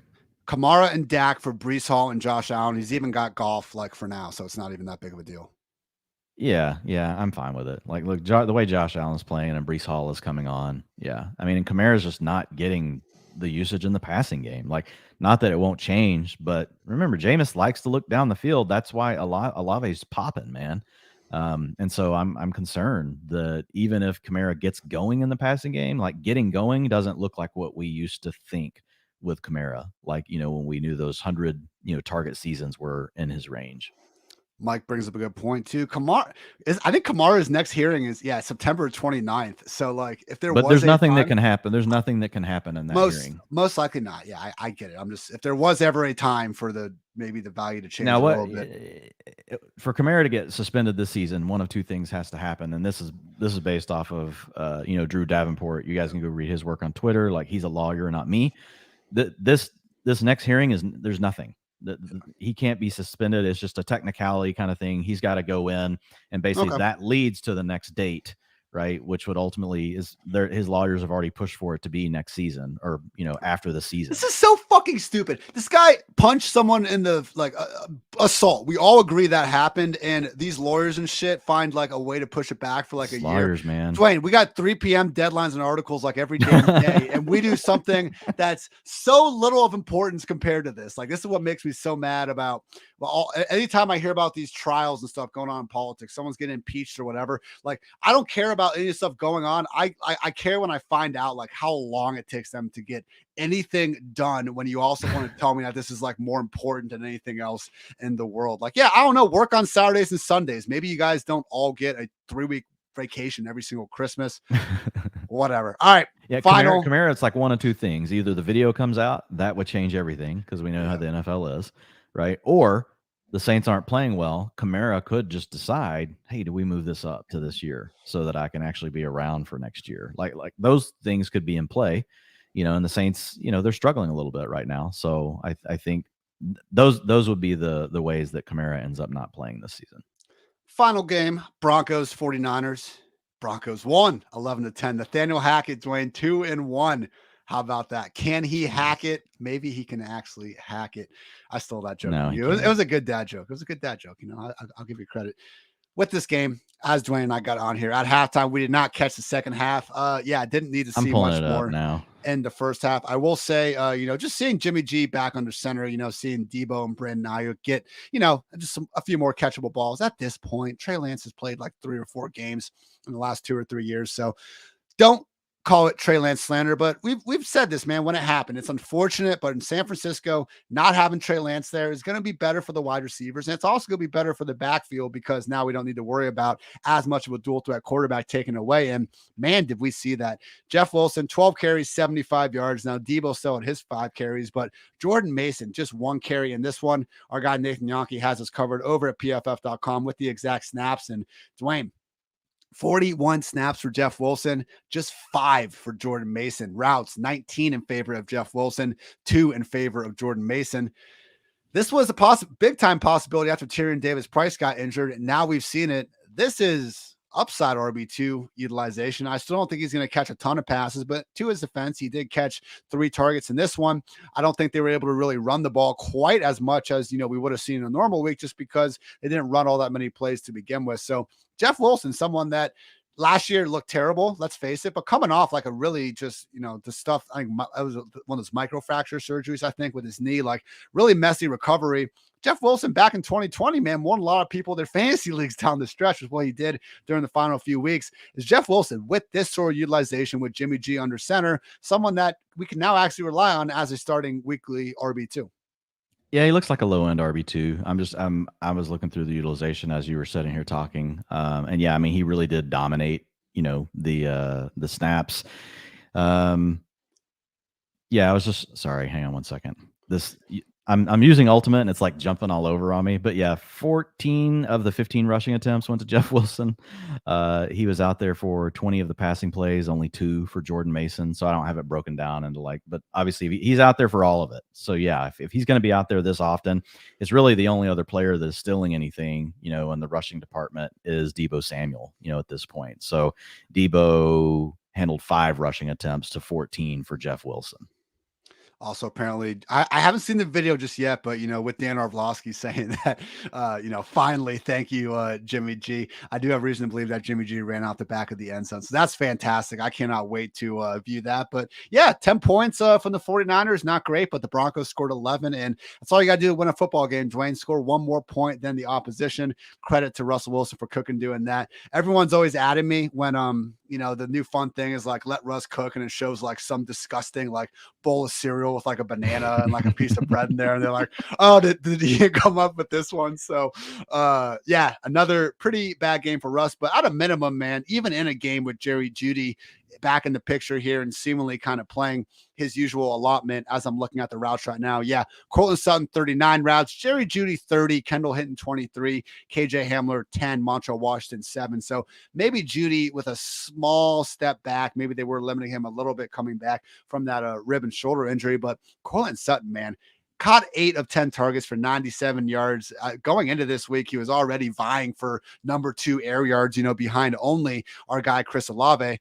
Cortland Sutton, even if he's not going to be, maybe top 12 right away, we still need to see this offense in general do more than they have now.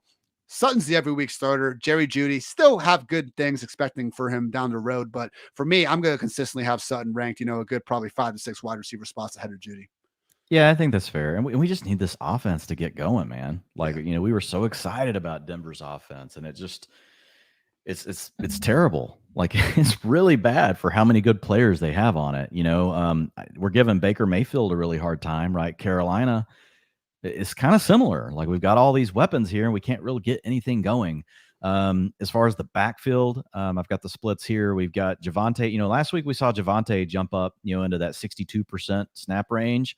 This week it was 44% to Javonte, 37% to Melvin Gordon. And we have to do this, Ian, because this is a Nathaniel Hackett-led offense. 19% of the snaps, Mike Boone. Mike Boone has got to be involved. He handled 11 of the passing plays, 15 to Javonte, 14 to Melvin Gordon. So we hinted at this last week that Javonte's utilization was looking good, but let's be careful. Mike Boone was getting involved, and Mike we saw Boone, that continue. This is come on, man. So stupid, man. I played preseason DFS. I appreciate Mike Boone, but this is Javonte Williams. It's like Dearness Johnson, man. Like, nothing against Dearness Johnson, but it's Nick Chubb. Well, come on. Yeah, but it's a pain in the ass when you have an offense that's not playing good, and now we got a third guy that's got to be just enough of a pain in the butt, like getting involved. Like, I don't get it. You have Javonte Williams and Melvin Gordon.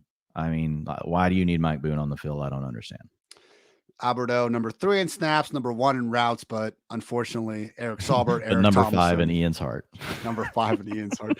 Greg Dulcich is even back in, man. That's the sad part here. But yeah, we cannot be trusting Alberto these days. Sutton, Jeudy, again, we're still feeling fine. But only, and it's not good. 23 routes on 44 dropbacks.